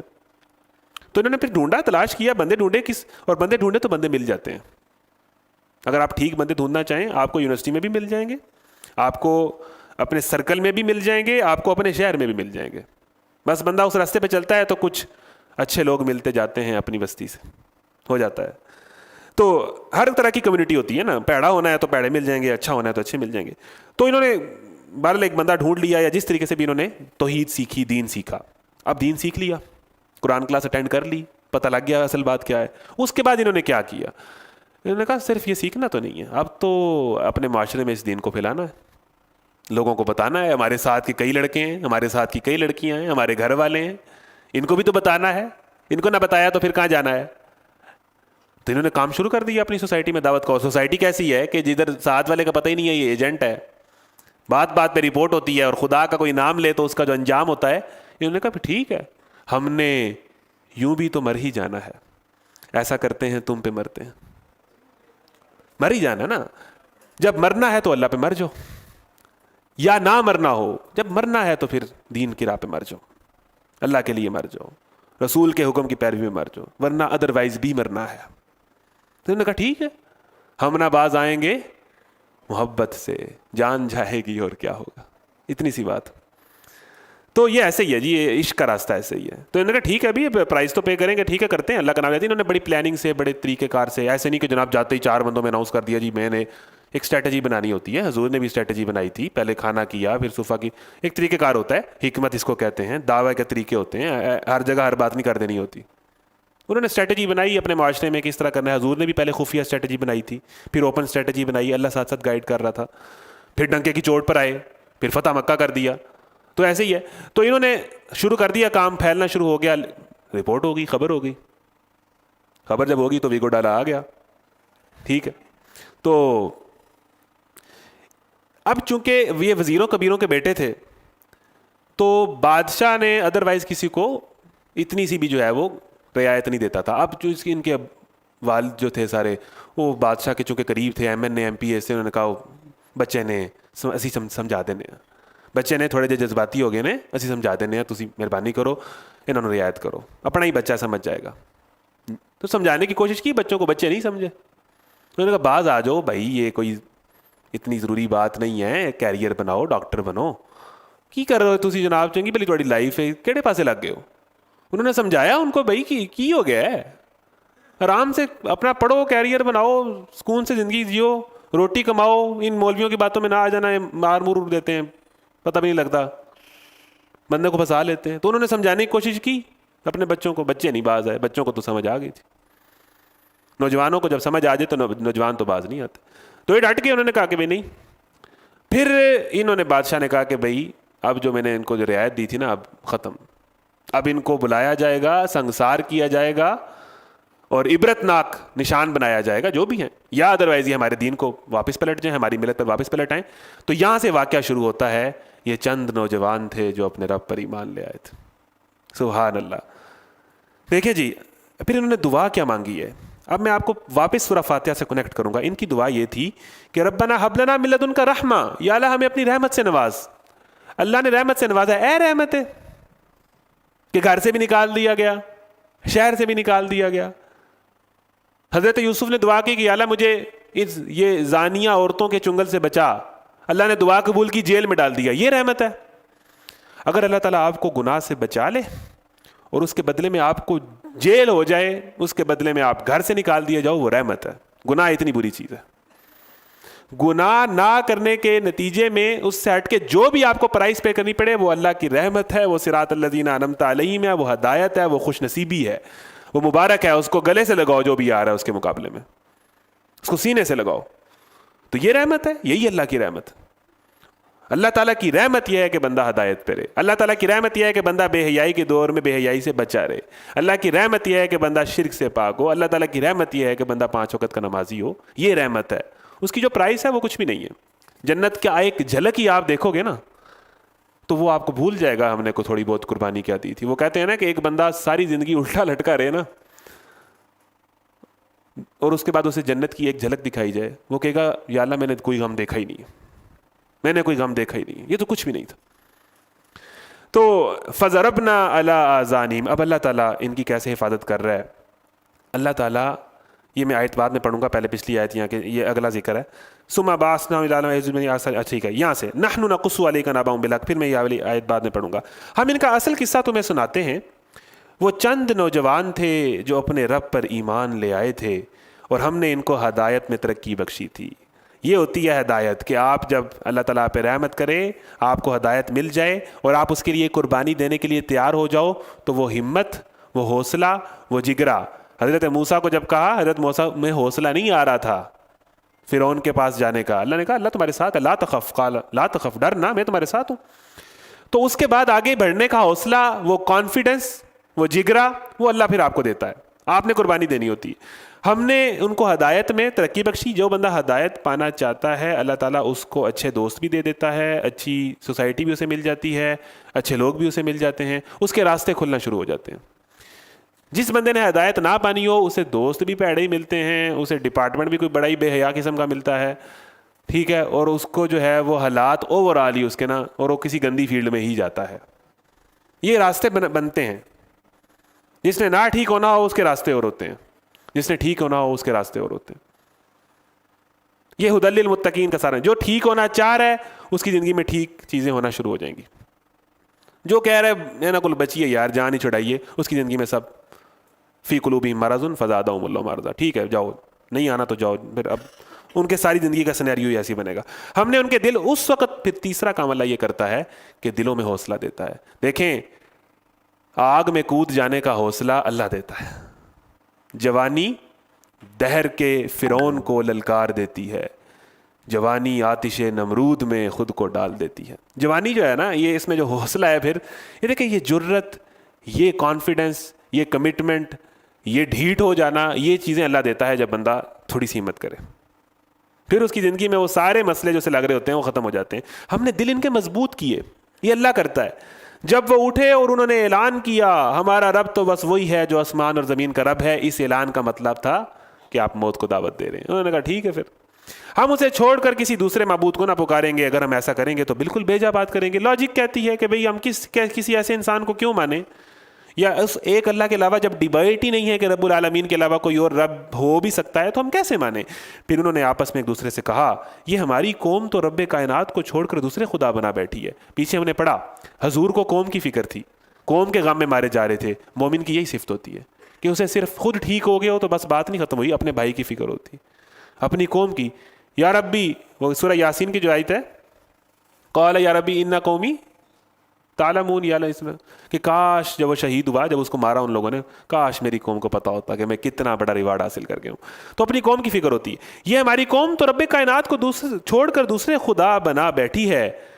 تو پھر آگے سے انہوں نے کیا کہا، یہ لوگ ان کے معبود ہونے پر کوئی واضح دلیل کیوں نہیں لاتے. لاجیکل لوگ کے راستے پہ جو بندہ چل جائے، ڈٹ جائے، قربانی دے، سیکریفائس دے، کانسیکوینسز برداشت کرے، اللہ اس سے محبت کرتا ہے، اللہ اس سے پیار کرتا ہے، اللہ اس سے لاڈ کرتا ہے، اللہ اسے سکون دیتا ہے، اسے سکون کی نیند سلاتا ہے. یہ مقام ہے ان بندوں کا. اور اس کے بعد انہیں ہمت دیتا ہے، ان کے دلوں کو مضبوط کرتا ہے، ان کو ہدایت میں ترقی دیتا ہے، انہیں اچھے دوست اور اچھی کمپنیاں دیتا ہے. یہ سارے کام پھر اللہ کرتا ہے. اور اس کے بعد اگر ہم ایسا کریں تو بالکل بیجا بات کریں گے. اب اگلی آیت کی طرف میں آ رہا ہوں جہاں پر انہوں نے کہا کہ جب یہ سو گئے وہاں پر پہنچ گئے. اس کو پھر میں جلدی جلدی وائنڈ اپ کرتا ہوں، اگلے واقعے کی طرف جاتا ہوں. یہاں سے یہ شروع ہو رہا ہے. جی یہ لوگ، تم انہیں غار میں دیکھتے تو تمہیں یوں نظر آتا کہ سورج جب نکلتا تو ان کے غار کو چھوڑ کر دائیں جانب چڑھ جاتا. جب ماں اپنے بچے کو سلاتی ہے تو کہتی ہے لائٹس آف کر دو. اللہ نے کائنات کی سب سے بڑی لائٹ آف کر دی. میرے بندے سو رہے ہیں. اے سورج تو نے یہاں دھوپ نہیں کرنی، میرے بندے سو رہے ہیں. میں ان کو لوری دے کے سلا رہا ہوں، میں ان کو تھپکیاں دے کے سلا رہا ہوں. سورج کی روشنی اس غار میں نہیں تھی جاتی. سورج کو ہم نے حکم دے دیا تو نے یہاں سے پرے پرے نکل جانا، ادھر تیری دھوپ نہیں آنی چاہیے. تم انہیں غار میں دیکھتے تو یہ پروٹیکشن ان کی ہو رہی ہے، ساری پولیس انہیں ڈھونڈ رہی ہے لیکن وہ نظر نہیں آ رہے. یوں نظر آتا کہ سورج جب نکلتا ہے تو ان کے غار کو چھوڑ کر دائیں جانب چڑھ جاتا ہے، اور جب غروب ہوتا ہے تو ان سے بچ کر بائیں جانب اتر جاتا ہے. اور وہ ہیں کہ غار کے اندر ایک وسیع جگہ میں پڑے ہیں. یہ اللہ کی نشانیوں میں سے ایک ہے. جس کو اللہ ہدایت دے وہی ہدایت پانے والا ہے، اور جسے اللہ بھٹکا دے اس کے لیے تم کوئی ولی مرشد نہیں پا سکتے. ٹھیک ہے. اچھا اب یہ دیکھیں کہ اس وسیع غار میں اللہ تعالیٰ نے ان کی حفاظت کی ہے، ان کو سلائی رکھا ہے. اور پھر اللہ تعالیٰ جو ہے یہ الفاظ کہہ رہا ہے کہ یہ اللہ کی نشانیوں میں سے ایک ہے. جس کو اللہ ہدایت دیتا ہے اسے وہی ہدایت دینے والا ہے، اور جسے اللہ بھٹکا دے اس کے لیے تم کوئی ولی مرشد نہیں پاؤ گے. اس کا مطلب یہ نہیں ہے کہ بندے کو اللہ بھٹکاتا ہے. جو بندہ اپنے عمل سے ثابت کر دے کہ اسے ہدایت نہیں چاہیے تو اللہ اسے بھٹکا دیتا ہے. اللہ جسے چاہتا ہے ہدایت دیتا ہے. اس کی چاہت کے اندر بندے کی چاہت ہے، بندہ چاہے تو اللہ اسے ہدایت دیتا ہے. تم انہیں دیکھ کر یہ سمجھتے کہ وہ جاگ رہے ہیں حالانکہ وہ سو رہے تھے. ہم انہیں دائیں بائیں کروٹیں دلواتے رہتے تھے. یعنی 200 سال وہ جس طرح بندہ سو رہا ہوتا ہے، کبھی ادھر کروٹ لے رہا ہے، کبھی خراٹے لے رہا ہے، جس طرح ایک نارمل بندہ سو رہا ہوتا ہے. اچھا مجھے ایک بات بتائیں، ویسے یہ اگر آپ کو معجزہ لگتا ہے یا آپ کو کہانی اگر لگے کہ 200 سال سوئے رہے، تو میرا آپ سے یہ سوال ہے کہ اللہ تعالیٰ ایک بات کہتا ہے کہ مرنے کے بعد میں تمہیں زندہ کروں گا، اور یہ جو سو کے اٹھنا ہے یہ بھی وہی ایک چیز ہے جو ہم روزانہ رات کو دیکھتے ہیں. سونے کی دعا کیا ہے؟ اللہم باسمی کا اموت و احیا، اے اللہ میں تیرے نام سے مرتا ہوں، تیرے نام سے جیتا ہوں. چلیں 200 سال کے لیے تو آپ نہیں سوتے، 6 گھنٹے آپ کو پتہ چلتا ہے آپ کدھر ہو؟ نہیں پتہ چلتا، آپ کی روح جا چکی ہوتی. تو مرنے جینے کی کیفیت میں اور آپ روزانہ دیکھتے ہیں کہ ہم نے آنکھ بند کی 12 بجے، آنکھ کھلی 6 بج رہے تھے، وہ 6 گھنٹے کب گزرے ہمیں نہیں پتا. تو جب ہم قبر میں سوئیں گے تو 6 صدیاں کب گزری ہمیں نہیں پتا چلے گا. تو یہ کتنی بڑی دلیل ہے مرنے اور جینے کی کہ جو ہم روزانہ رات کو دیکھتے ہیں. تو جو اللہ تمہیں روزانہ راتوں کو مار کے صبح زندہ کرتا ہے اور تمہیں درمیان کے 6 گھنٹے کچھ نہیں پتا ہوتا کہ یہ 1 سیکنڈ میں گزرے ہیں، تو 600 سال گزارنا 1 سیکنڈ میں گزارنا اللہ کا مسئلہ نہیں ہے. آپ اٹھو کہ صدیاں گزر چکی ہوں گی، قیامت آ چکی ہوگی. اور جب بندہ سفر سے آئے تو 12 گھنٹے پتہ ہی نہیں چلتا، وہ آنکھ لگتی ہے کھلتی ہے 12 گھنٹے گزر چکے ہوتے ہیں. تو پھر جب آپ اٹھتے ہیں تو کیا دعا پڑھتے ہیں؟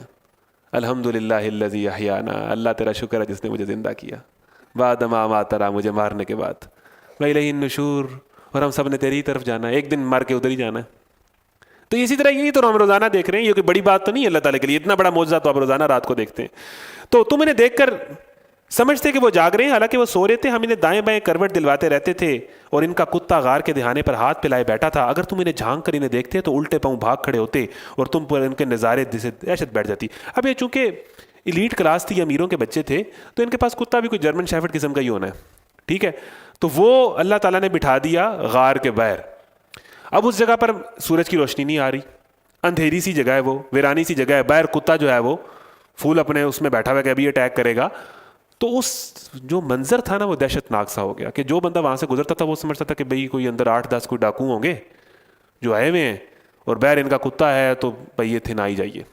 تو ایک وہاں کا منظر ایسا بن گیا کہ لوگ ادھر 200 سال گئے ہی نہیں ہیں، کیونکہ ہر وقت ہی وہاں پر سونے کی آوازیں ہیں، خراٹے کی آوازیں ہیں، کتا سامنے بیٹھا ہوا ہے. تو لوگ وہاں گئے ہی نہیں ہیں. اس جگہ میں 200 سال گزر گئے ہیں. وہاں پر ایک دہشت ناک سا منظر بنا دیا، روشنی بھی نہیں آ رہی، کوئی وہاں پر آیا ہی نہیں ہے. اور وہ جو ڈھونڈ رہی تھی پولیس، انہوں نے کہا کہ بھائی مسنگ پرسن ہے، ختم ہوگی بات. وہ بھی پھر مایوس ہو گئے، بھائی کہیں چلے گئے ہوں گے، کوئی پتہ نہیں ہے. تو اس طرح اللہ اپنے بندے کی حفاظت کرتا ہے جب بندہ اس کے راستے پہ چلتا ہے. اللہ آپ کی پروٹیکشن کرے گا. اور ایک اور چیز یہاں پر اہم بات کیا ہے کہ جب قوم اللہ والوں کا ساتھ نہیں دیتی تو اللہ تعالیٰ کتے سے بھی ساتھ دلوا لیتا ہے. اور اس کا مطلب یہ ہے کہ یہ کتا اس پوری قوم سے افضل تھا. اس آیت کا یہ مطلب ہے کہ اے انسانوں، میری مخلوق میں سے اشرف المخلوقات میں کوئی بھی اس قابل نہیں ہے کہ تم میرے بندوں کی حفاظت کرو، میرے بندوں کو سپورٹ کرو، میرے بندوں کے ساتھ چلو. تم سب ان کے خلاف ہو گئے ہو تو میں اپنی بدترین مخلوق سے ان کی حفاظت کرا لوں گا، تم اس سے بھی بدتر ہو. اور کہتا ہے اللہ تعالیٰ قرآن میں، بے شک بدترین جانور وہ ہیں جو اندھے ہیں، جو بہرے ہیں، جو گونگے ہیں. جانور تو کچھ بھی نہیں ہے. بدترین خلائق وہ ہیں جو اللہ تعالیٰ کی بات سنتے ہیں، اندھے ہو جاتے ہیں، بہرے ہو جاتے ہیں، گونگے ہو جاتے ہیں. تو کتے سے حفاظت کرائی اور کتے نے ان کو ان کی اوقات دکھائی کہ تم سے تو میں بہتر ہوں، کہ تم وقت آنے پر ان کے خلاف ہو گئے. وقت آنے پر مسلمانوں کے خلاف ہو گئے ہیں. یہی کیا نا ہم نے. تو اسی عجیب کرشمے سے ہم نے انہیں بٹھایا اور آپس میں پوچھ گچھ کریں. ان میں سے ایک نے پوچھا، اب وہ اٹھ گئے 200 سال بعد اٹھے ہیں، کہو کتنی دیر بعد اس حال میں رہے ہو.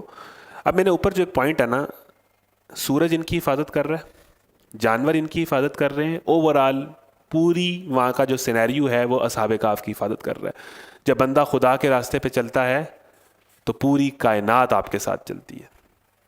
سورج آپ کے لیے ہے، چاند آپ کے لیے ہے، میدان آپ کے لیے ہے، فضائیں آپ کے لیے ہیں. جب تو پرواز کا ارادہ کرتا ہے فلک اپنا سینہ کشادہ کرتا ہے. پوری کائنات آپ کی حفاظت میں ہوتی ہے. وہ جو خواب ہے حضرت یوسف کا کہ 11 ستارے، سورج اور چاند مجھے سجدہ کر رہے ہیں، پوری کائنات بنتا ہے مومن کے آگے سجدہ ریز ہو جاتی ہے جب بندہ اللہ کے راستے پہ چلتا ہے. یہ کائنات اس کی ہے، یہ میدان اس کا ہے، یہ دنیا اس کی ہے. تو پوری کائنات لگی ہوئی ہے اس بندے کی حفاظت میں. کہو کتنی دیر اس حال میں رہے. جب وہ سو کے اٹھے ہیں تو انہوں نے کہا بھائی کتنی دیر ہو گئی ہے یار، کتنی دیر سوئے ہوں گے ہم. دوسروں نے کہا شاید دن بھر یا اس سے کچھ کم سوئے ہوں گے، کہ میرا خیال ہے کہ یا تو ہم دن کا ایک حصہ سوئے ہیں یا پورا دن ہی سوئے رہے ہیں، یا کوئی 12-18 گھنٹے سوئے ہیں یا کوئی 6 گھنٹے سوئے ہیں. خیر اب ان کی اگلی باتیں اللہ تعالیٰ کوٹ کر رہا ہے. پھر وہ بولے اللہ ہی بہتر جانتا ہے کہ ہمارا کتنا وقت اس حالت میں گزرا. دیکھیں ان کی باتوں میں اللہ ہی اللہ ہے. اللہ والوں کی باتوں میں اللہ ہی ہوتا ہے، اللہ ہی بہتر جانتا ہے، اللہ ہی خیر کرے گا، اللہ ہی ہماری اصحاب کہف کے جو 2-4 جملے کوٹ کیے ہیں اللہ نے، ان میں اللہ ہی ہے. اللہ والے ایسے ہی ہوتے ہیں. تو یہ جو ماشاء اللہ سبحان اللہ جزاک اللہ، اللہ کی والوں کی باتوں میں اللہ ہی ہوتا ہے. ٹھیک ہے جی، اللہ ہی بہتر جانتا ہے کہ ہمارا کتنا وقت اس حالت میں گزرا. چلو اب اپنے اس سے کسی کو چاندی کا یہ سکہ دے کر شہر بھیجیں اور وہ دیکھے کہ سب سے اچھا کھانا کہاں ملتا ہے. اب یہ اس کا مطلب یہ ہے کہ یہ روٹی شوٹی اچھی کھاتے تھے. انہوں نے کہا کہ بھائی ایویں کوئی فضول کھانا نہ لے آنا، اچھا کھانا لے کے آنا. شہر میں جا کے دیکھنا کہ کس ہوٹل سے بیسٹ اویلیبل فوڈ، تو اچھا کھانے میں کوئی حرج نہیں ہے. ادھر ازکا کے الفاظ ہیں، پاکیزہ، اچھا بھی اس کے معنی میں آتے ہیں کہ اچھا کھانا کھانا چاہیے، اچھے سفر کرنے چاہیے، اچھا لائف سٹائل اپنانا چاہیے. اگر حلال سے ہے تو کوئی ایشو نہیں ہے.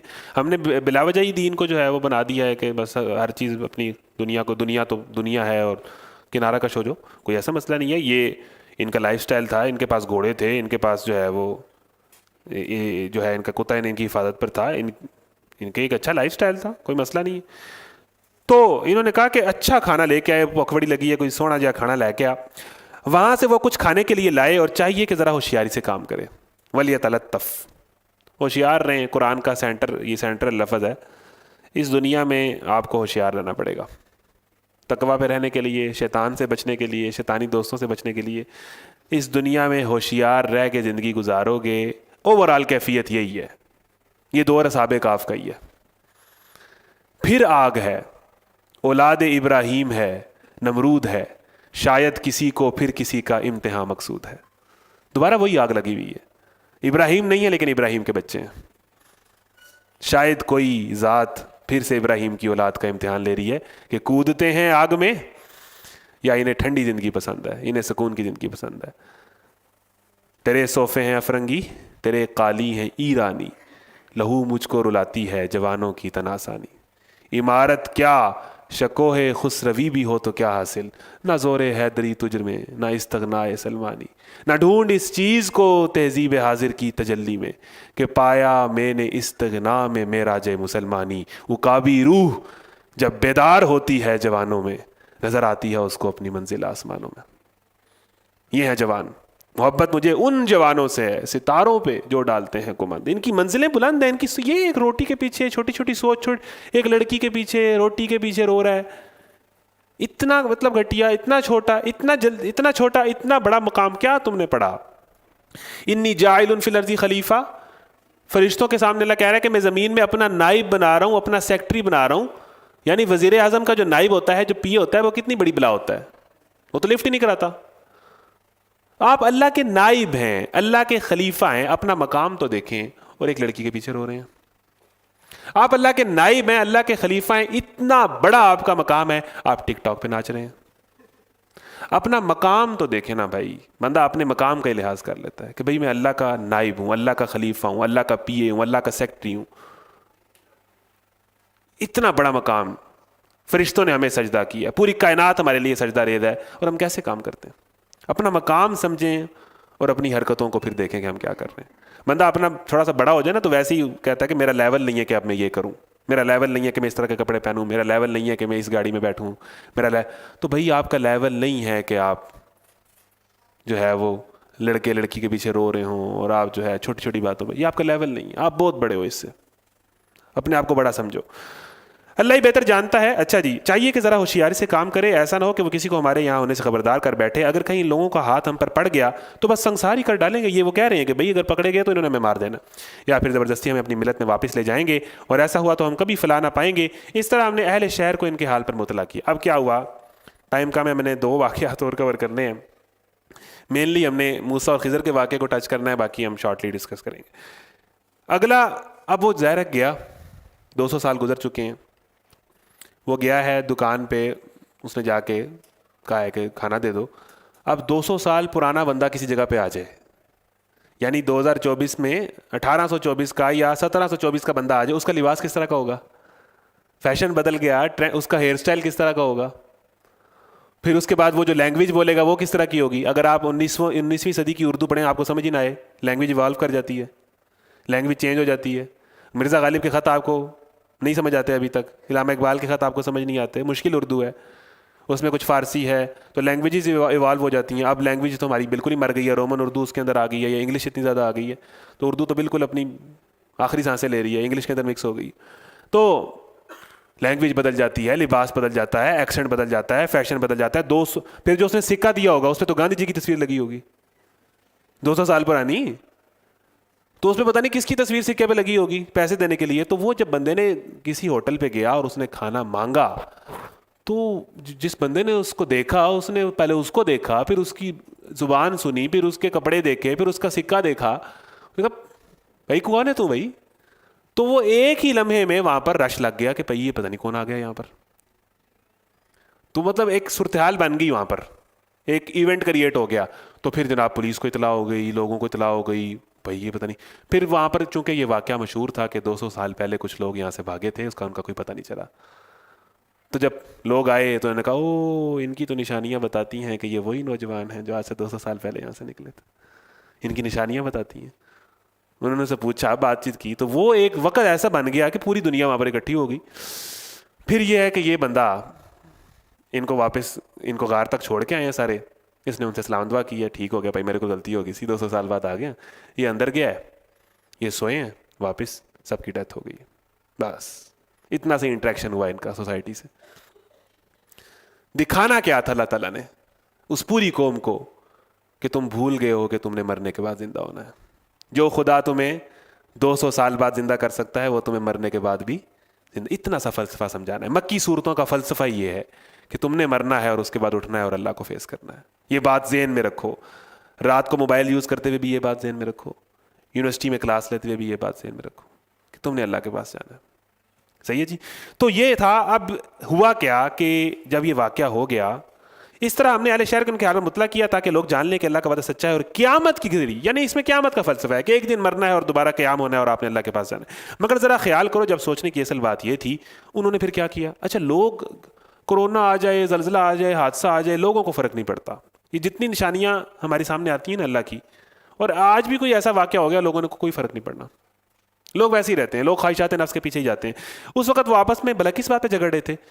ادھر یہ لڑائی ہو گئی کہ ہم نے انہاں دے ہون جڑے آئے سن نہ سات مڑے یا جڑے بھی لڑکے سن ہون, ہم ادھر دربار بنائیں گے, ادھر ہم اب اس کو شرک کا اڈا بنائیں گے, بھر دے جولی, یہاں پر اب ہم قوالی کریں گے, اس کو اب ہم نے, یہ کوئی بڑے پیر تھے, یہ کوئی بڑے ولی تھے, ادھر اب ہم بنائیں گے دربار اور یہاں ایک شرک کا گڑھ بنائیں گے. جس طرح اللہ تعالیٰ حدیث ہے نا کہ نبی اکرم صلی اللہ علیہ وسلم نے مذمت کی یہودیوں کی, عیسائیوں کی, انہوں نے اپنے نبیوں کی اور انہوں نے اپنی اولیاء کی قبروں کو عبادت گاہ بنا لیا. اللہ تعالیٰ ان پر لعنت کرے, یہودیوں اور عیسائیوں کی. تو یہی کام مسلمانوں نے کیا, اپنے اولیاء کی اور اپنے بڑے لوگوں کی قبروں کو عبادت گاہ بنا لیا. ادھر بھی یہی لڑائی ہو گئی کہ یہ جو ہے بڑے پیر لوگ تھے, بڑے ولی لوگ تھے. تو اصل بات ہم نے نہیں سمجھنی کہ ان لوگوں کا پیغام کیا تھا, ان لوگوں نے اپنی زندگیوں میں کیا کیا. ہم تو کریں گے شرک, ادھر اب اس کو ہم پبلک اسپاٹ بنائیں گے, یہاں پر ہم ایک ٹکٹ لگائیں گے, پیسے کا پیسہ, اڈے کا اڈا, یہاں پر ہم. کچھ لوگوں نے کہا ان پر ایک دیوار چن دو, جو سمجھدار لوگ تھے انہوں نے کہا بھائی عبرت پکڑو, ان کو دفنا دو. لیکن جو لوگ ان کے معاملات پر غالب تھے انہوں نے کیا کہا, ہم تو یہاں پر ایک عبادت گاہ ہی بنائیں گے. فرق کوئی نہیں, بندوں کو نہیں سمجھا, بندے یہی کرتے ہیں. کچھ لوگ کہیں گے وہ 3 تھے, چوتھا ان کا کتا تھا, کچھ دوسرے کہیں گے 5 تھے, چھٹا ان کا کتا تھا, یہ سب بیتو کی ہانکتے ہیں. کچھ اور لوگ کہتے ہیں کہ 7 تھے اور 8واں ان کا کتا تھا. اب یہ جو بات ہے, زیادہ تر لوگ کہتے ہیں کہ بھائی چونکہ اللہ تعالیٰ نے اس کی ریجیکشن آگے تردید نہیں کی تو یہ 7 پیپل تھے, لیکن یہ کوئی کنفرم بات نہیں ہے. کسی تعداد کا بھی اللہ نے یہ نہیں کہا کہ یہ اتنے تھے. تو اس لیے اس کا جواب یہی ہے کہ اللہ نوز بیسٹ, اللہ بہتر جانتا ہے. چاہے 7 ہوں, چاہے 8 ہوں, چاہے 20 ہوں, اصل جو واقعہ ہے وہ سمجھیں کہ وہ کیوں زندہ کیے گئے اور ان کی حفاظت کس وجہ سے ہوئی. میرا رب بھی بہتر جانتا ہے کہ وہ کتنے تھے, کم ہی لوگ ان کی صحیح تعداد جانتے ہیں. یہ بات آ گئی کہ اصل تعداد. بس تم سرسری بات سے بڑھ کر ان کی تعداد کے معاملے میں لوگوں سے بحث نہ کرو. اب ہوتا کیا ہے کہ ہم دین کا جب بھی ہمارے سامنے کوئی بات آتی ہے تو ہم اس کی چھوٹی چھوٹی باریکیوں پہ بحث کرتے ہیں, اصل بات کی طرف آتے نہیں ہیں. نماز پہ بحث کریں گے کہ ہاتھ کہاں باندھنے ہیں, ٹوپی پہن کے ہوتی ہے کہ نہیں ہوتی, جماعت سے نہ بھی پڑھیں تو خیر ہے کہ نہیں خیر, نماز میں سنتے پڑھنی چاہیے کہ فرض سے کام چل جائے گا. یہی بحث ہے, نماز نہیں پڑھتے. بحثیں اس کے اندر ہیں کہ بھئی اس سے ہوگا سورہ فاتحہ اور وہ جناب اس کے بعد درود شریف کون سا پڑھنا ہے اور اس کے بعد کون سی، اس پہ اتنی بحثیں ہیں اور اس پہ ہی ساری باتیں. بھائی پہلا سوال یہ ہے، اللہ یہ نہیں پوچھے گا کہ ہاتھ یہاں باندھے تھے کہ یہاں باندھے تھے، اللہ پوچھے گا نماز پڑھی تھی. اول ما سئل عن الصلاۃ، نماز پڑھی تھی کہ نہیں پڑھی تھی یہ بتاؤ. اگلی پھر آپ کے اپنے مسئلے ہیں، اس کے مطابق اپنے مسئلہ کے مطابق فالو کریں. تو لوگ کیا کرتے ہیں کہ معاملے کی اور ہی چیز کو پکڑ لیتے ہیں، اصل بات نہیں سمجھتے. تو انہوں نے یہی بحث شروع کر دی. اور دیکھو بعد کے لوگوں نے اصل بحث کیا کی کہ یہ تعداد کتنی تھی. کسی چیز کے بارے میں کبھی یہ نہ کہا کرو کہ میں یہ کام کل کر دوں گا، بلکہ انشاءاللہ کہا کرو. یہ انشاءاللہ کی تلقین ہے کہ جو بھی آپ کام کہیں یہ نہ کہا کریں کہ میں یہ کروں گا، آپ انشاءاللہ کہا کریں. اگر بھولے سے ایسی بات زبان سے نکل جائے تو فوراً اپنے رب کو یاد کرو اور کہو کہ امید ہے میرا رب اس معاملے میں رشد سے قریب تر بات کی طرف میری رہنمائی فرما دے گا. اور وہ اپنے غار میں 300 سال رہے اور کچھ لوگ مدت کے شمار میں 9 سال اور بڑھ گئے. ٹھیک ہے، یہاں پر آخری بات سن لیں. تم کہو اللہ ان کے قیام کی مدت زیادہ جانتا ہے. 309 سال قرآن میں لکھی ہے. کچھ لوگوں نے کہا کہ یہ 300 سال رہے، کچھ لوگوں نے کہا کہ 9 سال اور بڑھا لیں. آگے اللہ نے کہا ہے کہ اللہ ان کی قیام کی مدت زیادہ جانتا ہے. تو اس سے کنفیوز نہیں ہونا کہ 309 سال کا ذکر ہے، اللہ ہی جانتا ہے کہ ان کی مدت کتنی تھی. نیچے جو اس کی تفسیر ہے اس میں انہوں نے مختلف واقعات کو جوڑ کے یہ ثابت کیا ہے کہ یہ 200 سال سوئے، 200-220 کے راؤنڈ بن رہے ہیں. تو اندازے لگاتے ہیں انسان. اصل اس کا آنسر کیا ہے؟ اللہ نوز بیسٹ. ٹھیک ہے جی. تو یہ ہو گیا جی اصحاب کہف کا واقعہ. اور اس کے بعد یہ ہے سٹوری آف فیتھ، ایمان کا امتحان تھا. اور انہوں نے ایمان کے جب امتحان میں ہمت دکھائی، اللہ نے ان کے لیے کیا کیا. یہ چند نوجوان تھے جو اپنے رب پر ایمان لے آئے تھے. واقعہ نمبر 2 بڑا سرسری بیان کروں گا، اور اس کے بعد تیسرا اور چوتھا واقعہ بہت اہم ہے. آ جائے جی دوسری کہانی پر. ہاں جی دوسرا تیسرا ثلاثہ سے آگے جی، چابی کی طرح ہوگی، یہ ہے جی. لے جی، وَاضْرِبْ لَهُمْ مَثَلَ الرَّجُلَيْنِ جَعَلْنَا لِأَحَدِهِمَا جَنَّتَيْنِ مِنْ أَعْنَابٍ. یہ ہے story of wealth, story of trial of wealth. دولت کی کہانی ہے، دولت کا امتحان ہے. 2 دوستوں کا واقعہ جی سنیں. اے محمد صلی اللہ علیہ وسلم ان کے سامنے ایک مثال پیش کرو. 2 شخص تھے، ان میں سے ایک کو ہم نے انگور کے 2 باغ دیے، ان کے گرد کھجور کے درختوں کی باڑ لگائی، ان کے درمیان کاشت کی زمین رکھی. دونوں باغ خوب پھلے پھولے، بار آور ہونے میں انہوں نے ذرا سی کسر بھی نہ چھوڑی. ان باغوں کے اندر ہم نے ایک نہر جاری کر دی اور اسے خوب نفع حاصل ہوا. یہ کچھ پا کر ایک دن وہ اپنے ہمسائے سے بات کرتے ہوئے بولا. یہ ہوتا ہے مسئلہ جب آپ کے پاس دولت آتی ہے اور فیم آتی ہے. اللہ دولت اور فیم کے فتنوں سے بچائے. بڑی خطرناک چیز ہے، لوگوں سے ہینڈل نہیں ہوتی. لوگ کوئی الٹی سیدھی حرکت کر ہی جاتے ہیں. جب انہیں پتا ہونا کہ بھئی اب 4 لوگ میری بات سن رہے ہیں، وہ کوئی الٹی سیدھی حرکت کر ہی دیتا ہے. آپ دیکھ لیں کہ یہ جتنے ٹک ٹاکرز ہیں، مطلب صرف اس ویوز کے لیے کیا کیا لوگ کرتے ہیں. ٹھیک ہے. اور یہ جو لڑکیاں جتنی ٹک ٹاک پر آتی ہیں، یہ شروع کرتی ہیں چہرہ دکھانے سے اور آہستہ آہستہ ان کے کپڑے پہ منیمائز ہوتے جاتے ہیں. وہی فیم اور اپریسیشن اور فالوئنگ کے چکر میں انسان ہینڈل نہیں کر پاتا. بلکہ ایک تو پورا 2 تھے میاں بیوی ولاگرز، فل حجاب میں اس کی وائف آتی تھی. اور اس کے بعد جب ظاہر فیم ملنا شروع ہوئی، اپریسیشن، ماشاءاللہ آپ بہت کیوٹ ہیں، آپ بہت پیاری ہیں. جب اس طرح کے کمنٹ انسان سنتا ہے، ماشاءاللہ بہت اچھا لیکچر ہے، تو پھر تو اس کا اتر تو گیا، اس کا پردہ بھی اتر گیا. وہ اپنے میک اپ ٹیوٹوریل لگاتی ہے، اس کی ہسبینڈ سے بھی طلاق ہو گئی ہے. فیم نہیں ہینڈل ہوتی لوگوں سے، دولت نہیں ہینڈل ہوتی لوگوں سے. بالکل کوئی اپنا آپ اور اپنی اوقات دکھا جاتے ہیں. تھوڑی سی یہ چیز آتی ہے. اس کے ساتھ یہی ہوا. 2 دوست تھے، اس کے پاس ایک کے پاس دولت آ گئی، انگور کا باغ لگائے، باغوں میں جناب بڑے پھل نکلے، باغ بڑھ گیا بڑا جناب. وہ جناب پیسہ ہی پیسہ اور دولت ہی دولت. باغ اس نے لگائے اور اس میں اتنی کاشت ہوئی اور پھر باغ پھلے پھولے. دونوں باغ ہی پھلے پھولے، دونوں ہی اس کے بزنس چل گئے. دونوں باغ ہی پھلے پھولے، بار بار ہونے میں انہوں نے ذرا سی کسر بھی نہ چھوڑی. ان باغوں کے اندر ہم نے ایک نہر جاری کر دی اور اسے خوب نفع حاصل ہو. پھر اس نے اس کے اندر بڑا زبردست نہر جاری کر دی، اس کے اندر ہی اس نے کوئی پانی دینے کا نظام لگا لیا، بڑا ہی اس نے کوئی عالیشان باغ بنا لیا، بڑا ہی اس کے نا پورا اس نے جو ہے نا وہ بیریا ٹاؤن کھڑا کر دیا. یہ کچھ پا کر ایک دن وہ اپنے ہمسائے سے بات کرتے ہوئے بولا. اب کیا ہوا؟ یہ ہوتا ہے مسئلہ. انا اکثر منک مالا واعز نفرا. شیطان سے بھی یہی غلطی ہوئی تھی، میں تم سے بہتر ہوں. یہ ہے زوال کا آغاز. اس نے کہا کہ میرے پاس تیرے سے زیادہ مال ہے اور میں تجھ سے زیادہ طاقتور ہوں. میرا انفلوئنس زیادہ ہے، میری پی آر زیادہ ہے، میرے فالوور زیادہ ہیں، میرے پاس پیسے زیادہ ہیں. تو کیا ہے؟ پھر وہ اپنی جنت میں داخل ہوا اور اپنے نفس کے حق میں ظالم بن کر کہنے لگا، میں نہیں سمجھتا کہ یہ دولت کبھی فنا ہو جائے گی. دیکھیں کوئی بندہ، کوئی بھی امیر بندہ یہ نہیں کہتا کہ یہ دولت ہمیشہ رہے گی، لیکن اس کا عمل یہ بتاتا ہے کہ اسے اس بات کا کوئی ڈر نہیں ہے کہ یہ جو اس کے پاس چیزیں ہیں یہ اللہ واپس بھی لے سکتا ہے۔ بعض اوقات کچھ چیزیں زبان حال سے بتاتی ہیں، زبان قال نہیں ہوتی، آپ کا حال اور حلیہ بتاتا ہے کہ آپ کا یہ رویہ ہے، آپ کی یہ سوچ ہے، آپ کا یہ ایٹیٹیوڈ ہے۔ تو اسے لگا کہ یہ جو اللہ تعالیٰ نے مجھے اتنا پیسہ اس دنیا میں دیا ہے، اتنی دولت دی ہے، تو میرے میں کوئی بات ہوگی، تبھی دیا ہے نا بندے کو۔ اگر حالانکہ اللہ تعالیٰ رزق جو ہے وہ بندے کے اندر ایمان دیکھ کے نہیں دیتا، ایمان نیک ہونے سے رزق زیادہ ہونے کا کوئی حدیث نہیں ہے کہ آپ نیک ہو جاؤ گے تو آپ کا رزق بڑھ جائے گا۔ ایمان والوں کو رزق کم بھی ملا ہے، زیادہ بھی ملا ہے، گناہ گاروں کو رزق کم بھی ملا ہے، زیادہ بھی ملا ہے۔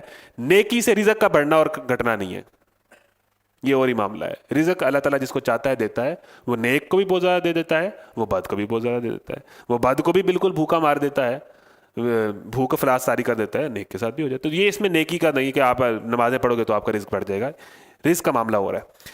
اچھا جی، پھر وہ اپنی جنت میں داخل ہوا اور اپنے نفس کے حق میں ظالم بن کر کہنے لگا، میں نہیں سمجھتا کہ یہ دولت کبھی فنا ہو جائے گی، اور مجھے توقع نہیں کہ قیامت کی گھڑی کبھی آئے گی۔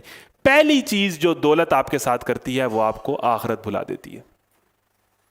پیسہ جو ہے نا، دیکھیں لوگ یہ کہتے ہیں، میں سمجھتا ہوں کہ پیسہ انسان کو کمزور کرتا ہے۔ آج کل یہ بڑی بات ہو رہی ہے کہ پاکستان چونکہ اکنامکلی کمزور ہے، اس لیے ہم امریکہ کے خلاف بیان نہیں دے سکتے، اس لیے ہم FATF اور IMF کے خلاف بات، ہمارے پاس پیسے نہیں ہیں، ہم تو قرضوں میں جکڑے ہوئے ہیں، ہم کیسے بات کریں فلسطین کے لیے یا کشمیر کے لیے۔ ہم اکنامکلی جس دن اسٹرانگ ہو جائیں گے نا تو پھر دیکھنا ہم کیا کرتے۔ یہ بکواس ہے۔ عربوں کے پاس کتنا پیسہ ہے؟ کچھ کیا انہوں نے؟ پیسے سے کچھ نہیں ہوتا۔ طاقت ایمان سے آتی ہے، پیسے سے نہیں آتی۔ ایمان ہو تو 313 دنیا اکھاڑ کے رکھ دیتے ہیں، ایمان ہو تو چند اصحاب کہف کام ہے۔ کبھی بھی پیسہ تو سٹیکس لے کے آتا ہے، پیسے والے کو تو، تاجر آدمی کے تو کمپرومائز کرنے پڑتے ہیں جگہ جگہ، وہ تو حق بات کر ہی نہیں پاتا، اس کا تو ادھر بھی بزنس ہے ادھر بھی بزنس ہے، اس نے تو بزنس سے بنا کے رکھنی ہے کہ اس نے حق بات کرنی۔ تو پیسہ تو آپ کو سٹیکس لے کے آتا ہے، اور سٹیکس آپ کو کمزور کرتی ہیں۔ تو جنہوں نے پوری کی پوری فیفا خرید کے قطر میں کرا لی، جن کے پاس اتنا پیسہ ہے کہ امریکہ جا کے کہتا ہے یار کچھ پیسے میں دے دو، پیسہ طاقت نہیں لاتا، ایمان طاقت لاتا ہے۔ اور چاہے آپ کے پاس کھانے کو کچھ نہ ہو، ایمان طاقت ہے۔ اور یہ ہم دیکھ چکے ہیں افغانستان میں، وقت کی سپر پاور کو جو ہے چھتر مار کے نکال دیے، دیکھ چکے ہیں ہم۔ کبھی بھی دولت جو ہے وہ طاقت نہیں ہوتی۔ دولت ہے تو اچھی بات ہے، دولت کمانی چاہیے، بری بات نہیں ہے، لیکن طاقت کبھی بھی دولت نہیں ہے۔ کافر ہے تو شمشیر پہ کرتا ہے بھروسہ، مومن ہے تو بے تیغ بھی لڑتا ہے سپاہی۔ اللہ کو پامردی مومن پہ بھروسہ، ابلیس کو یورپ کی مشینوں کا سہارا۔ اللہ کو تو پامردی مومن پہ بھروسہ ہے، وہ اس نے دکھانی ہے۔ تو یہی ہے سر۔ تو اسے لگا دولت سب سے پہلا کام یہ کرتی ہے، طاقت اور انفلوئنس آپ کو اللہ بھلا دیتا ہے، آپ کو لگتا ہے کہ بھئی میں ہی خدا ہوں۔ اور اس کے ساتھ یہی ہوا، مجھے توقع نہیں ہے کہ قیامت کی گھڑی کبھی آئے گی، تاہم اگر کبھی مجھے اپنے رب کے حضور پلٹایا بھی گیا تو ضرور اس سے بھی زیادہ شاندار جگہ پاؤں گا۔ اس کے ہمسائے نے گفتگو کرتے ہوئے اس سے کہا، کیا تو کفر کرتا ہے اس ذات سے جس نے تجھے مٹی سے اور پھر نطفے سے پیدا کی ہے، تو جب پورا ایک آدمی بنا کے کھڑا کیا، رہا میں تو میرا رب تو وہی اللہ ہے، اور میں اس کے ساتھ کسی کو شریک نہیں کرتا۔ جب وہ اپنی جنت میں داخل ہوا، یعنی اس کا باغ جنت کو کہتے ہیں، جنت کا مطلب باغ ہوتا ہے۔ جب وہ اپنی جنت میں داخل ہوا تو اس نے کیا کہا، جب تو اپنی جنت میں داخل، اس کے دوست نے کہا کہ بھئی کس طرح کی باتیں کر رہا ہے، کیا ہو گیا تجھے چاہیے اس طرح کی باتیں کرنے کی بجائے کہ کبھی دولت ختم نہیں ہوگی، اور مجھے اللہ دنیا میں بھی اس طرح اگر دے رہا ہے تو آخرت میں بھی میری عزت ہوگی، تو اس طرح کی باتیں نہ کر۔ تو جب اپنی باغ میں جا، اپنے جنت میں جا، تو یہ کہ ماشاء اللہ لا قوت الا باللہ، سب اللہ کی طرف سے، اللہ کا شکر ہے، تجھے یہ کہنا چاہیے۔ اس وقت جب تو باغ میں داخل ہو رہا تھا تو تیری زبان سے یہ کیوں نہ نکلا کہ ماشاء اللہ لا قوت الا باللہ؟ اگر تو مجھے مال اور اولاد میں اپنے سے کمتر پا رہا ہے تو بعید نہیں کہ میرا رب مجھے تیری جنت سے بہتر عطا فرما دے، اور تیری جنت پر آسمان سے کوئی آفت بھیج دے جس سے وہ صاف میدان بنا کر رہ جائے، یا اس کا پانی زمین میں اتر جائے اور پھر تو اسے کسی طرح نہ نکال سکے۔ آخرکار ہوا یہ کہ اس کا سارا ثمرہ مارا گیا، اور وہ اپنے انگوروں کے باغ کو ٹیٹیوں پر الٹا پڑا دیکھ کر اپنی لگائی ہوئی لاگت پر ہاتھ ملتا رہ گیا، اور کہنے لگا کاش میں نے اپنے رب کے ساتھ کسی کو شریک نہ ٹھہرایا ہوتا۔ دیکھیں اس کاش کی نوبت آنے نہ دیں، پہلے باز آ جائیں۔ ایک ہوا چلی، ایک طوفان آیا ہے، سارا باغ الٹ ہو گیا اس کے سامنے، کوٹھیاں بنگلے سب ٹر جانے، جد لیکھا نے اکھ پھیری، یہ اس طرح کی بات ہے۔ کہتے کاش میں نے اپنے رب کے ساتھ کسی کو شریک نہ، یعنی اس نے دولت کو خدا مان لیا نا، دولت کو شریک کر لیا۔ نہ ہوا اللہ کو چھوڑ کر اس کے پاس کوئی جتھا کہ اس کی مدد کرتا اور نہ کر سکا وہ آپ ہی صافت کا مقابلہ. تو اگر فیم مل جائے, 4 لوگ آپ کی عزت کر جائیں, آپ کی ڈی پی پہ 200 سے زیادہ لائک آ جائیں, آپ کے واٹس ایپ کی اسٹیٹس کی ویورشپ 100 سے اوپر چلی جائے, تو شوخی ہونے کی ضرورت نہیں ہے. کوئی ایسی بڑی بات نہیں. آپ سے اوپر کتنے ہیں, آپ سے اوپر کتنے ہیں, اور اس سے اوپر کتنے ہیں. تو یہ دولت کو ہینڈل کر لیں, فیم کو ہینڈل کر لیں. یہ بندے کو بندہ رہنا چاہیے, زمین پہ رہنا چاہیے, اپنی پیدائش پہ غور کرنا چاہیے کہ میں کیسے پیدا ہوں. تو یہ ہینڈل نہیں کر سکا. اور ہم نے دیکھا ہے کہ بعض لوگ جن کے پاس دولت کم ہوتی ہے تو وہ تبھی ٹھیک ہوتے ہیں, پیسہ آ جائے تو خراب ہی ہوتے ہیں زیادہ لوگ. تو بندہ کہتا ہے کہ اللہ تعالیٰ کا فیصلہ ٹھیک ہی تھا, یہ بھی ہو جاتا ہے. تو اللہ تعالیٰ جس کو چاہتا ہے رزق دیتا ہے, جس کو چاہتا ہے نفع تلا دیتا ہے. بعض لوگ غریب ہو کے کفر اور ناشکری کی طرف جاتے ہیں, بعض لوگ امیر ہو کے اس کی طرف جاتے ہیں. کل ہم نے کیا پڑھا سورہ واقعہ میں؟ اصحاب الشمال کون تھے؟ جو دنیا میں خوشحال تھے اور گناہ عظیم کو بار بار کرتے تھے, ریپیٹ کرتے تھے سین کو. جو گناہ کرتے تھے اس کو بار بار کرتے تھے, اور خوشحال لوگ تھے. اس وقت معلوم ہوا کہ کارسازی کا اختیار خدائے برحقی کے لیے, انعام وہی بہتر ہے جو وہ بخشے, اور انجام وہی بخیر ہے جو وہ دکھائے. اس کے بعد بہت ہی خوبصورت آیت ہے سورہ کہف کی, وہ اگر آپ لوگ یاد کر لیں تو بڑا اچھا ہو جائے. اے نبی, انہیں حیات دنیا کی حقیقت اس مثال سے سمجھاؤ کہ آج ہم نے آسمان سے پانی برسایا تو زمین کی پود خوب گھنی ہوگی, اور کل وہی نباتات بھس بن کر رہ گی جسے ہوائیں اڑائے لیے پھرتی ہیں. اللہ ہر چیز پر قدرت رکھتا ہے. یہ مال اور یہ اولاد محض دنیاوی زندگی کی ایک ہنگامی آرائش ہے, اصل میں تو باقی رہ جانے والی نیکیاں ہیں. المال والبنون زینت الحیات, خوبصورت آیت ہے. والباقیات الصالحات, یہ مال اور یہ بیٹے یہ دنیا کی زینت ہیں, انہوں نے ختم ہو جانا ہے, ان کے پیچھے ہم سب کچھ کر دیتے ہیں. جو چیز باقی رہنی ہے وہ کسی بندے کے نیک اعمال ہیں. جو کرنسی ہمیشہ کے لیے رہے گی, جو بعد میں کام آئے گی, آپ نے کوئی نیک عمل کر لیا, جو نمازیں پڑھ لیں, جو ذکر کر لیا, جو مدد کر دی اللہ کی راہ میں, جو فی سبیل اللہ خرچ کر دیا, جو سجدے کر دیے, الٹیمیٹلی یہی کام آنا ہے. باقی ساری چیزیں آپ کو آپ کی گاٹے پڑیں گی. مال اور بیٹے دنیا کی زینت ہے. جو چیز باقی رہنی ہے, جو پرماننٹ, دیکھیں ہم کہتے ہیں کہ پکا کام کرنا چاہیے, پکا پینچر لگانا چاہیے, پرماننٹ کام کرنا چاہیے. یہ سارے ٹیمپریری کام ہیں, یہ سارے جگاڑ ہیں جن کے لیے ہم پیچھے بھاگتے ہیں. نیک عمل اگر کوئی بندہ کر گیا ہے تو وہ ختم نہیں ہونے والا, وہ پیچھے تک. قیامت کے دن ایک ہی سونے چاندی کے ڈھیر اللہ تعالیٰ قیامت والے دن زمین اپنا سونا اگل دے گی. سورہ زلزال میں آتا ہے وَأَخْرَجَتِ الْأَرْضُ أَثْقَالَهَا, سونا چاندی رول رہا ہوگا, کوئی اس کو دیکھے گا بھی نہیں, کیونکہ اس دن کرنسی ایمان ہوگا, کرنسی اس دن نیکی ہوگی, اس کی اہمیت ہوگی, اس کا ریٹ چڑھ چکا ہوگا. لوگ مانگتے پھریں گے بھائی نیکیاں دے دو. ٹھیک ہے جی. جبکہ ہم المال والبنون زینت الحیات, مال اور بیٹے تو دنیا کی زینت ہیں. والباقیات الصالحات, جو چیز آپ کا فیوچر بنائے گی, جو چیز آپ کے کل کام آنی ہے, جس چیز نے آپ کا کیریئر بنانا ہے, وہ تو باقی رہ جانے والی نیکیاں ہی تیرے رب کے نزدیک ہیں, نتیجے کے لحاظ سے بھی بہتر ہے. اور یہی وہ چیز ہے جس سے آپ کو اچھی امیدیں وابستہ کرنی چاہیے. یار مجھے فلانے سے امید ہے, یار مجھے اپنے اس چیز سے بڑی امید ہے. اگر آپ کو کسی چیز سے کوئی ہوپ ہے تو وہ آپ کے کیے گئے چند اعمال ہیں جو اللہ کو راضی کرنے والے ہیں. یہی آپ کی واحد سرمایہ ہیں, واحد سہارا ہیں, واحد ہوپ ہے. اسی سے اچھی امیدیں لگائیں. باقی کسی چیز سے, کسی بندے سے جب آپ امیدیں لگاتے ہیں یا کسی جگہ سے آپ امیدیں لگاتے ہیں تو وہ آپ کا دل ہی توڑتا ہے. جب ہم کسی بندے سے ایکسپیکٹیشن لگاتے ہیں نا, اس کو جب ہم کہتے ہیں کہ یہ بڑی چیز ہے, تو وہ آپ کا دل توڑتا ہے. ایکسپیکٹیشن لگانے کے لیے اگر کوئی چیز ہے تو وہ نیکی ہے. فکر اس دن کی ہونی چاہیے جب ہم پہاڑوں کو چلائیں گے اور تم زمین کو بالکل برہ نہ پاؤ گے. آگے چلیں تو نیچے چلیں. اگلا واقعہ ہے بڑا ہی خوبصورت واقعہ. یہ دوسری کہانی تھی, اسٹوری آف یا ٹرائل آف ویلتھ, دولت کا امتحان. اور تیسری کہانی ہے ٹرائل آف نالج. کیا ہی خوبصورت کہانی ہے. فیوریٹ پارٹ آف سورہ کہف. سورہ کہف مشہور ہے اصحاب کہف کے واقعے سے, لیکن یہ واقعہ ہے, سبحان اللہ سبحان اللہ, کیا واقعہ ہے. یہ جو اسٹوری آف نالج ہے, story of Khizr and Musa, trial of knowledge, خوبصورت. ایسی اس میں باتیں ہیں کہ بندہ اس کی تفسیر میں جانے کی کوشش کرے تو مہینوں گزر جائیں. ہم نے اس قرآن کو لوگوں کو طرح طرح سے سمجھایا, مگر انسان بڑا ہی جھگڑالو واقع ہوا ہے. یہاں پر ایک آیت آ رہی ہے, اس شخص سے بڑھ کر ظالم کون ہوگا جسے اللہ کی آیات سنا کے نصیحت کی جائے اور وہ ان سے منہ موڑ لے. جس آیت کا ہم نے کل بھی ذکر کیا تھا کہ آپ کو قرآن سے نصیحت کی جا رہی ہے اور آپ باز نہیں آ رہے, اور اپنے برے انجام کو بھول جائے جس کا سر و سامان اس نے اپنے لیے خود اپنے ہاتھوں سے کیا ہے. ان کے دلوں پر ہم نے غلاف چڑھا دیے ہیں جو انہیں قرآن کی بات نہیں سمجھنے دیتے. جس کو قرآن کی بات سن کر نہیں سمجھ آتی اس کا مطلب یہ ہے کہ اللہ تعالیٰ نے اس کے دل میں غلاف چڑھا دیے ہیں، وہی سم بکم عمی والی بات ہے، ان کے کانوں میں گرانی پیدا کر دی ہے۔ تم انہیں ہدایت کی طرف کتنا ہی بلاؤ، وہ اس حالت میں کبھی ہدایت نہ پائیں گے جب کان سے سنیں گے ہی نہیں۔ دل جب ان کے محفوظ ہیں، پردے ان پہ چڑھ گئے ہیں، مر چکے ہیں، تو انہیں جتنا مرضی ہدایت کی طرف بلاؤ، چاہے قرآن کی طرف سے ہدایت دو، وہ ہدایت نہیں پائیں گے۔ اچھا جی، آگے چلیں، سٹوری نمبر 3، ذرا ان کو موسیٰ کا قصہ سناؤ۔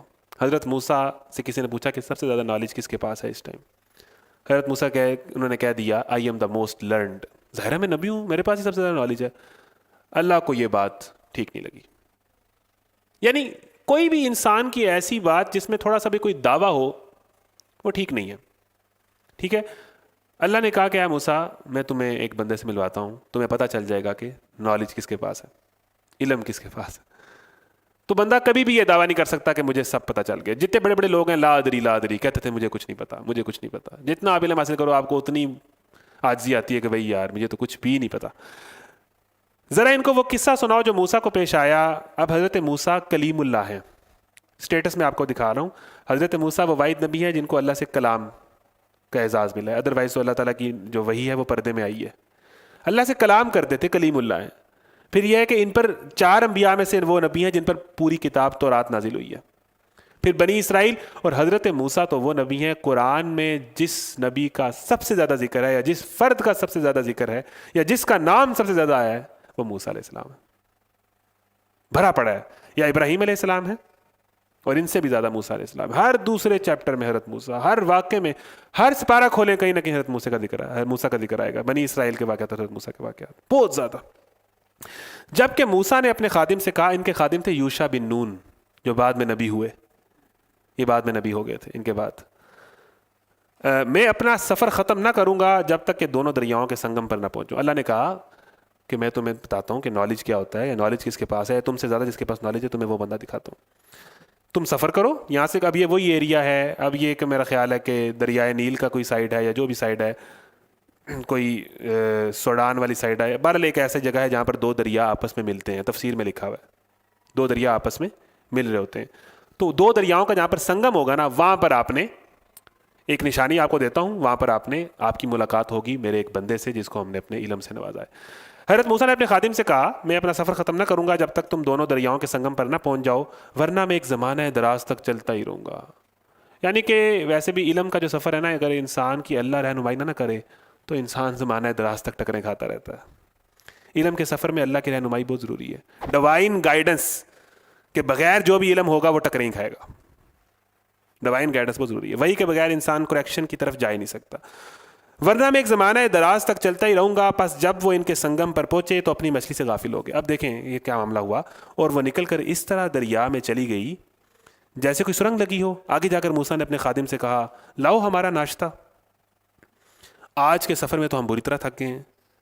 خادم نے کہا، آپ نے دیکھا یہ کیا ہوا، جب ہم اس چٹان کے پاس ٹھہرے ہوئے تھے اس وقت مجھے مچھلی کا خیال نہ رہا، اور شیطان نے مجھ کو ایسا غافل کیا کہ میں اس کا ذکر آپ سے کرنا بھول گیا۔ مچھلی تو عجیب طریقے سے نکل کر دریا میں چلی گئی۔ موسیٰ نے کہا، اسی کی تو ہمیں تلاش تھی۔ اب اللہ نے کہا تھا کہ موسیٰ جس جگہ پر تمہاری کھانے کے لیے تم نے مچھلی ساتھ رکھی ہوئی ہے نا، یہ زندہ ہو کے پانی میں چلی جائے گی، اور جناب ایسے کوئی راستہ بنے گا، وہ جس طرح مچھلی ہے نا، کوئی سرنگ تھی نیچے کوئی، وہ ایسے جاتی جائے گی، اور جیسے کوئی راستہ پورا کوئی روٹ بنا ہوا ہے۔ تو حضرت موسیٰ نے یہ بات یوشع بن نون کو بتائی ہوئی تھی کہ بھئی جہاں پر یہ مچھلی ہلے نا، وہاں پر ہم نے رکنا ہے، وہاں ہماری ملاقات ہوگی خضر سے، اس مقام پہ۔ اب یہ جا رہے تھے تو مطلب ایک واقعہ اس طرح آتا ہے کہ حضرت موسیٰ تھوڑا سا آگے گئے ہیں، قضائے حاجت کے لیے گئے ہوں گے، یا جس وجہ سے بھی گئے ہوں گے، تو دریا کے کنارے حضرت یوشع بن نون نے وضو کیا ہے، تو وضو کرتے کرتے کچھ چھینٹے جو انہوں نے مچھلی کھانے کے لیے رکھی ہوئی تھی نا، اس پہ پڑے ہیں، تو اسے پانی ملا ہے، تو وہ کوئی اس میں حرکت آ گئی، اسے چھلانگ مار کے وہ پانی میں چلی گئی۔ تو حضرت یوشع نے یہ واقعہ دیکھا ہے، اور حضرت موسیٰ نے کہا تھا کہ بتانا ہے جہاں پر یہ ایونٹ ہو، یہ بتانا ہے، وہاں پر ہماری ملاقات ہونی ہے خضر سے۔ اب دیکھیں کہ یوشع بن نون ایک مطلب نبی ہونے والے آدمی ہے، لیکن شیطان کیا کرتا ہے، شیطان کوئی بھی نیک کام یا کوئی اچھا کام یا جس کے بعد کوئی آگے نئے راستے کھلنے ہوں وہ آپ کو نہیں کرنے دیتا، شیطان بھلا دیتا ہے۔ حضرت یوسف نے کہا تھا قیدی سے کہ جا کے بادشاہ سے میرے ذکر کرنا، وہ بھول گیا، فانساہ الشیطان ذکر ربی، اس کو بھی شیطان نے بھلایا۔ بھلانے کا کام، کوئی بھی جب آپ نیک عمل کرنے لگتے ہیں تو آپ کو جو ڈیلے کرواتا ہے کہ یار رہن دو پھر کرو، ابھی نہ کرنا یار، ابھی مطلب تھوڑا بعد میں، آج نہیں، تھوڑا کچھ دن گزر جائے نا تو پھر کر لینا. شیطان اس کو ڈیلے کرواتا ہے اور آپ کے ذہن سے نکالتا ہے کہ آپ کو وہ جو خیال آیا نا، آپ موٹیویٹ ہوئے وہ کچھ کرنے کے لیے، تو وہ آپ کو نارمل کرنا، بھائی یہ جذباتی نہیں ہونا، ٹھنڈا رہا، کوئی نہیں مسئلہ. شیطان ڈیلے کرواتا ہے اور آپ کو بھلاتا ہے کوئی بھی نیکی کا کام کرنے. یہ نماز میں جو آپ بھول جاتے ہیں، شیطان بھلاتا ہے آپ کا. نماز میں جو فوکس نہیں رہتا، شیطان مسلسل آپ کا نیک عمل کرپٹ کر دیتا ہے. آپ پوری نماز پڑھتے ہو، آپ کو ہوش نہیں ہوتی.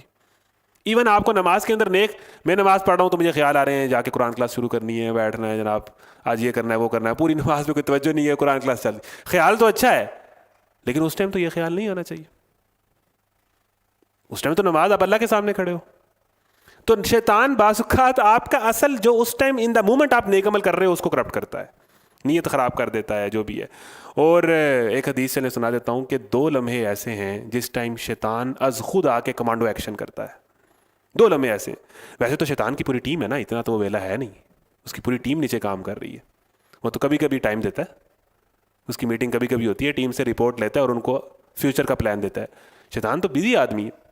لیکن 2 ایسے موقع ہیں جب شیطان کہتا ہے کہ اے کم میں ہی کراں گا. 2 موقعوں پہ ابلیس خود آ کے ایکشن لیتا ہے. وہ 2 موقع کون سے ہیں؟ پہلا موقع جب انسان اللہ تعالیٰ کی راہ میں خرچ کرنے کا سوچتا ہے نا، تو ابلیس خود آ کے کمانڈو ایکشن لیتا ہے. اور دوسرا موقع وہ ہے کہ جب انسان کسی عورت کے ساتھ تنہائی میں ہوتا ہے تو ابلیس خود آ کے کمانڈو ایکشن لیتا ہے. اس موقع پہ وہ خود آتا ہے. یہ موقع نہیں ہو جانے دیتا. یہ 2 بڑے اہم لمحے ہیں اس کے لیے. اللہ کی راہ میں انفاق سے روکنا اور کہنا کہ نہیں زیادہ نہ خرچ کریں، تھوڑی خرچ کریں، بلکہ رہنے دے. اور یہ ہے کہ بے حیائی کی طرف، جو اس کا پہلا وار وہی تھا. فوجد عبدا من عبادنا، تو اس نے کہا یہاں تو آپ نے رکنا تھا. ان کو بس کسی وجہ سے وہ بھول گئے، وہ ذکر ہی نہیں کر سکے. اتنا بڑا ایونٹ اور وہ آگے اتنا ہی کتنے آگے نکل گئے. تو حضرت موسیٰ نے ذکر کیا ہے کہ بھائی ہم تو انا لقینا، اس سفر نے تو ہمیں تھکا دیا ہے. یعنی کہ اصحاب کہف نے بھی علم کے لیے سفر کیا ہے. حضرت موسیٰ نبی ہوتے ہوئے علم کے لیے سفر کر رہے ہیں اور وہ سفر ان کو تھکا رہا ہے. علم جب تک آپ کو تھکائے نہ، آپ کو بھوک فاقہ سفر اسٹرگل سے علم آتا ہے. علم ویسے نہیں آتا، علم کے گہرے نقطے ویسے نہیں کھلتے. ہمیں چاہتے ہیں ہم پلیٹ میں رکھ کے چیزیں مل جائیں، 10 دن میں ہمیں قرآن کلاس ہم اٹینڈ کریں، ہمیں سارا دین سمجھ آ جائے. علم کے لیے لمبی جرنی جینی چاہیے.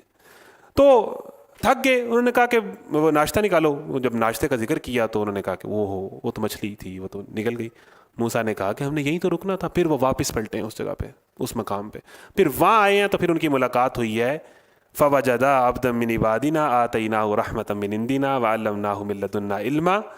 تو جب وہاں پر آئے تو ہماری ملاقات ہم نے ان کی اس بندے سے کرائی جس کو ہم نے اپنی رحمت سے نوازا تھا اور اپنا خاص علم عطا کیا تھا. اب واقعہ شروع ہو رہا ہے. موسیٰ کی ملاقات ہو گئی ہے خضر علیہ السلام سے. ویری انٹرسٹنگ، بہت مزہ آنے والا ہے انشاءاللہ. موسیٰ نے اس سے کہا، اب ساتھ یوشع بن نون بھی ہیں، یہ 3 لوگ ہیں، کیا میں آپ کے ساتھ رہ سکتا ہوں؟ آپ مجھے بھی اس دانش کی تعلیم دیں جو آپ کو سکھائی گئی ہے. اسے کہتے ہیں غرور سے پاک ہونا. وقت کے نبی ہیں، کلیم اللہ ہیں. انسانوں میں تو اس ٹائم ان سے افضل کوئی نہیں ہے، لیکن جب انہیں پتا چلا ہے کہ اس کے پاس میرے سے زیادہ علم ہے، بات کرنے کا تو طریقہ تو دیکھیں. سر کیا میں آپ کے ساتھ رہ سکتا ہوں؟ سر کیا آپ مجھے ٹائم دیں گے؟ یہ نبیوں کا دل کی حالت ہے. ادھر ہمیں 2 بندے سلام کریں ہمیں غرور آ جاتا ہے. بات کرنے کا طریقہ دیکھیں خضر سے. بس پتہ لگ گیا کہ اس کے پاس زیادہ علم ہے. سر میں آپ کے ساتھ رہ سکتا ہوں؟ سر پلیز آپ مجھے ٹائم دیں گے؟ سر اپوائنٹمنٹ ملے گی؟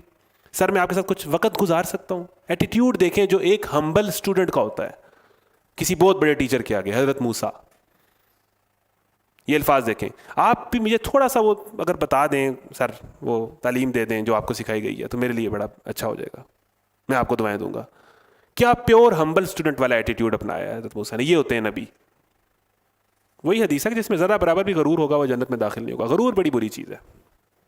اس نے جواب دیا آپ میرے ساتھ صبر نہیں کر سکتے. اب سر کا ایٹیٹیوڈ سروں والا ہے، بالکل استادوں والا، شیخ الاستاذ. کہ موسیٰ کہہ رہے ہیں، وہ کہہ رہے ہیں آپ سے نہیں ہوگا، آپ نہیں صبر کر پائیں گے. کس مقام پہ ہیں خضر، کس مقام پہ ہیں جو موسیٰ کو کہہ رہے ہیں کہ آپ میرے ساتھ نہیں رہ سکیں گے، آپ سے برداشت ہی نہیں ہوگا، آپ ہضم ہی نہیں کر پائیں گے، آپ کو یہ سمجھ ہی نہیں آنا. یہ ایٹیٹیوڈ دیکھیں حضرت خضر کا. تو یہ وہ بندہ ہے جس کو اللہ تعالیٰ نے اپنے خاص علم سے نوازا. اب اس پہ بحث ہے. لوگ کہتے ہیں کہ حضرت خضر انسان نہیں تھے، فرشتے تھے. وہ آگے بحث ہے، وہ اس پہ آگے بات کرتے ہیں. موسیٰ نے کہا آپ میرے ساتھ صبر نہیں کر سکتے جس چیز کی آپ کو خبر ہی نہ ہو. بھائی ایک جس طرح استاد کہتے ہیں بھائی آپ کو پتہ ہی نہیں ہے جس چیز کا, آپ تم اس پہ کیسے صبر کرو گے, آپ کو پتہ ہی نہیں ہے تو آپ کیسے صبر کرو گے. موسیٰ نے کہا انشاءاللہ, اب وہی اسٹوڈنٹ والا ایٹیٹیوڈ, انشاءاللہ آپ مجھے صابر پائیں گے اور میں کسی معاملے میں آپ کی نافرمانی نہیں کروں گا. بالکل ایک ہمبل ایٹیٹیوڈ ہے. سر مجھے اجازت دیں, میں بالکل آپ کو مایوس نہیں کروں گا, آپ کو تنگ نہیں کروں گا, آپ کو کوئی پریشانی کا موقع نہیں دوں گا, آپ مجھے تھوڑا سا ٹائم اپنے ساتھ رکھیں, میں بہت لمبا سفر کر کے آیا ہوں, یہ تھوڑا سا ٹائم میرے ساتھ رکھیں. اس نے کہا اچھا اگر میرے ساتھ چلتے ہیں. اب دیکھیں کیسی باتیں ہیں, موسیٰ کلیم اللہ وقت کے نبی, میرے ساتھ رہنا ہے تو چپ رہنا, بات نہیں کرنی, میرے ساتھ چلو ٹھیک ہے اجازت دے دیتا ہوں, آپ اتنا کہہ رہے ہیں تو میں اجازت دوں گا, لیکن بولنا نہیں, خاموشی سے میرے ساتھ رہو. اچھا اگر میرے ساتھ چلتے ہو تو مجھ سے کوئی بات نہ پوچھنا جب تک میں خود اس کا آپ سے ذکر نہ کروں. اب وہ دونوں روانہ ہوئے, یہاں تک کہ وہ ایک کشتی میں سوار ہو گئے. اس شخص نے کشتی میں شگاف ڈال دیا. اب وہ دو ماڑے آدمی ہیں جن کی کشتی ہے, کشتی چلانے والے غریب آدمی ہیں, وہ ایک جگہ سے دوسری جگہ لے کے جاتے ہیں, اس کے پیسے لیتے ہیں. حضرت خضر نے اس کشتی کے اندر اس کو عیب دار کر دیا, اس کا کوئی چیز پکڑ کے توڑ دی, اس کی شکل ہی خراب کر دی. تو حضرت موسیٰ نے کہا آپ نے اس میں شگاف ڈال دیا تاکہ سب کشتی والوں کو ڈبو دیں, یہ تو آپ نے ایک سخت حرکت کر ڈالی. اس نے کہا میں نے ان سے کہا نہ تھا کہ تم میرے ساتھ صبر نہیں کر سکتے. اب حضرت موسیٰ کیا کریں, اس میں تفسیر میں مطلب یہ بات آتی ہے کہ نبی جو ہوتا ہے نا, اس کے سامنے کوئی بہت بڑا بندہ بھی ہو, جب وہ غلط کرتا ہے تو وہ ٹوکتا ہے, چاہے وہ استاذ الاستاذ بھی کیوں نہ ہو. تو جو بندہ جتنا مرضی بڑا ہے, مومن کی یہ شان ہے کہ غلط کرے گا تو وہ چاہے باپ ہے. حضرت ابراہیم کی باقاعدہ جھگڑا ہوا اپنے والد سے, غلط جو بھی کرے گا چاہے استاذ ہے, غلط پہ ٹوکا جائے گا. ایک طرف شاگردی کا یہ عالم ہے کہ سر ٹائم دے دیں مجھے, دوسری طرف غلط کیا, یہ آپ نے کیا کیا, ٹوکا ہے کہ غلط تو نہیں ہوگا. مسلمان کی تو یہ شان ہے کہ وہ غلط برداشت نہیں کرتا. غلط پر خاموش رہنا غلط کو ایکسیپٹ کرنے کے مترادف ہے. آپ کے سامنے کچھ غلط ہو رہا ہو, آپ کی فیملی میں کچھ غلط ہو رہا ہو, آپ کے گھر میں کچھ غلط ہو رہا ہو, آپ کی دوستوں کی مجلس میں کچھ غلط ہو رہا ہو, آپ خاموش ہیں, اس کا مطلب یہ ہے کہ آپ اس کی اجازت دے رہے ہیں, آپ اس کو ایکسیپٹ کرتے ہیں. جو نبی کی سنت تقریری ہے کہ نبی کریم صلی اللہ علیہ وسلم کے سامنے جو عمل ہوا اور اللہ کے نبی نے کو منع نہیں کیا, اٹ مینس کہ وہ عمل جائز ہے. تو جس چیز سے آپ منع نہیں کرتے تو وہ تو جائز ہوتا ہے, اس کو تو آپ ایکسیپٹ کرتے ہو. تو ہم نے کتنے اعمال پر اپنی فیملیوں کے اندر ایکسیپٹنس دی ہوئی ہے.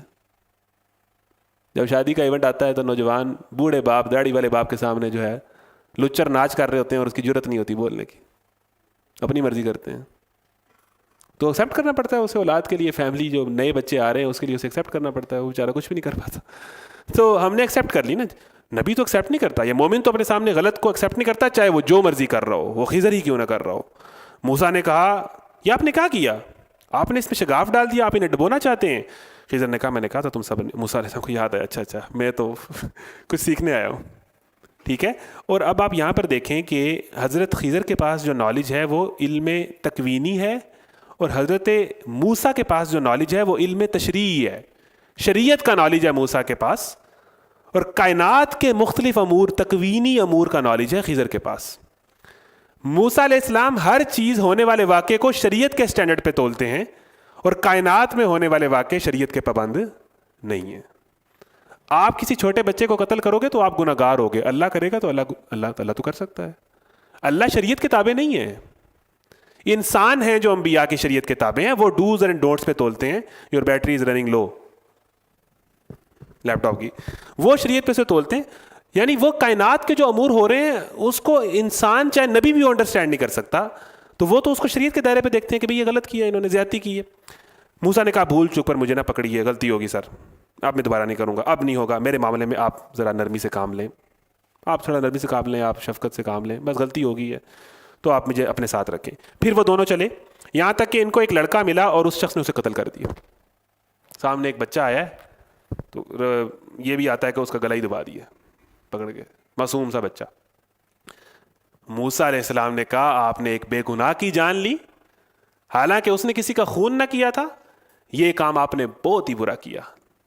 لقد جئت شیئا نکرا. اب حضرت موسیٰ کے اندر تو پھر وہ نبی اور مسلمان تو موجود ہے جو برداشت نہیں کرتا, پھر بول پڑے. اس نے کہا میں نے تم سے کہا نہ تھا کہ تم میرے ساتھ صبر نہیں کر سکتے. موسیٰ نے کہا اس کے بعد اگر میں آپ سے کچھ پوچھوں تو آپ مجھے اپنے ساتھ ہی نہ رکھیے گا, میں نے کہا اب مجھے سر لاسٹ وارننگ دے دیں، اب نہیں میں بولتا، اب میں نے کچھ بھی آپ سے پوچھا تو آپ مجھے اپنے ساتھ سے جدا کر دیں، آپ میری کلاس ختم کر دیں، آپ مجھے جو ہے وہ کہیں کہ اب میں نے آپ کو مزید نہیں پڑھانا، ٹیوشن ختم ہے، لیجیے اب تو میری طرف سے آپ کو عذر مل گیا، فائنل وارننگ ہے، لاسٹ وارننگ دے دیں سر ایک بار۔ پھر وہ آگے چلے، یہاں تک کہ ایک بستی میں پہنچے اور وہاں کے لوگوں سے کھانا مانگا، مگر انہوں نے ان دونوں کی ضیافت سے انکار کر دیا۔ وہاں انہوں نے ایک دیوار دیکھی جو گرا چاہتی تھی، اس شخص نے اس دیوار کو پھر قائم کر دیا۔ اب ظاہر اتنا لمبا سفر کر رہے ہیں، ایک جگہ پہ گئے ہیں، وہ بستی تھی، پتہ نہیں کوئی کس قسم کے لوگ تھے وہاں پر، بڑے کنجوس قسم کے لوگ تھے، تو وہ ظاہر باہر سے دور دراز سے مہمان آئے ہیں 2-3، تو بندہ کھانا پوچھ لیتا ہے، تو ان کو بھوک لگی ہوئی تھی، ان کے پاس اس طرح پیسے بھی نہیں تھے، تو وہ بستی بڑے ہی کوئی نا کنجوس لوگ تھے، بخیل لوگ تھے، انہوں نے کہا کہ اسی نہیں تو کھانا پانی دینا، انہوں نے روٹی نہیں پوچھی۔ تو حضرت خضر نے کیا کیا کہ وہاں پر ایک کچی دیوار تھی جو گرنے والی تھی، اس کو پکا کرنا شروع کر دیا، ساتھ یوشع بن نون کو لیا، موسیٰ کو لیا، چلو جی مٹی لاؤ، گارا لاؤ، اے دیوار بنانے ہیں، پہلے ہی بھوک لگی ہے، کام کرنا شروع کر دی، وہ پوری دیوار انہوں نے پکی کر دی۔ حضرت موسیٰ نے کام تو کیا، اس کے بعد کہا کہ آپ ان کے لیے جو دیوار بنائی ہے تو آپ ان کے لیے آپ نے کام کیا ہے نا، تو آپ ان سے کوئی پیسے لے لیں، اس پیسے سے ہم کھانا بھی کھا لیں گے اور سارا کچھ کر لیں گے، تو آپ نے ان کا کام جو کیا، آپ نے اپنے ان کو سروس پرووائڈ کی ہے، تو آپ ان سے پیسے لے لیں۔ خضر نے کہا بس ہو گیا، ابھی آپ کا ہو گیا۔ موسیٰ نے کہا اگر آپ چاہتے تو اس کام کی اجرت لے سکتے تھے، اس نے کہا بس میرا تمہارا ساتھ ختم ہوا، ھذا فراق بینی و بینک، اب مزید نہیں۔ یہاں پر حضور نے فرمایا اگر موسیٰ تھوڑا اور صبر کر لیتے تو کائنات کے کتنے کتنے اور راز کھلتے، لیکن بندہ نبی ہوتے ہوئے، کہ وہ نبی جو خدا کو سامنے دیکھتا ہے اور خدا سے کلام کرتا ہے، اتنا بڑا نبی ہوتے ہوئے جب اللہ کے راز سامنے آتے ہیں نبی سے نہیں سمجھ آتی، نبی کو سمجھ نہیں آتی، تو ہم کس کھیت کی مولی ہیں؟ موسیٰ سے صبر نہیں ہوا، تھوڑا اور صبر کر لیتے تو میرا خیال ہے کہ آگے ایسے ایسے واقعات ہوتے کہ وہ انسانوں سے ہضم ہی نہیں ہونے، ہم جیسوں کو سمجھ ہی نہیں آنی تھی کیا، یہ تو پھر شاید سمجھ آئی ہے۔ تو اللہ تعالیٰ کے معاملات بہت بڑے ہوتے ہیں۔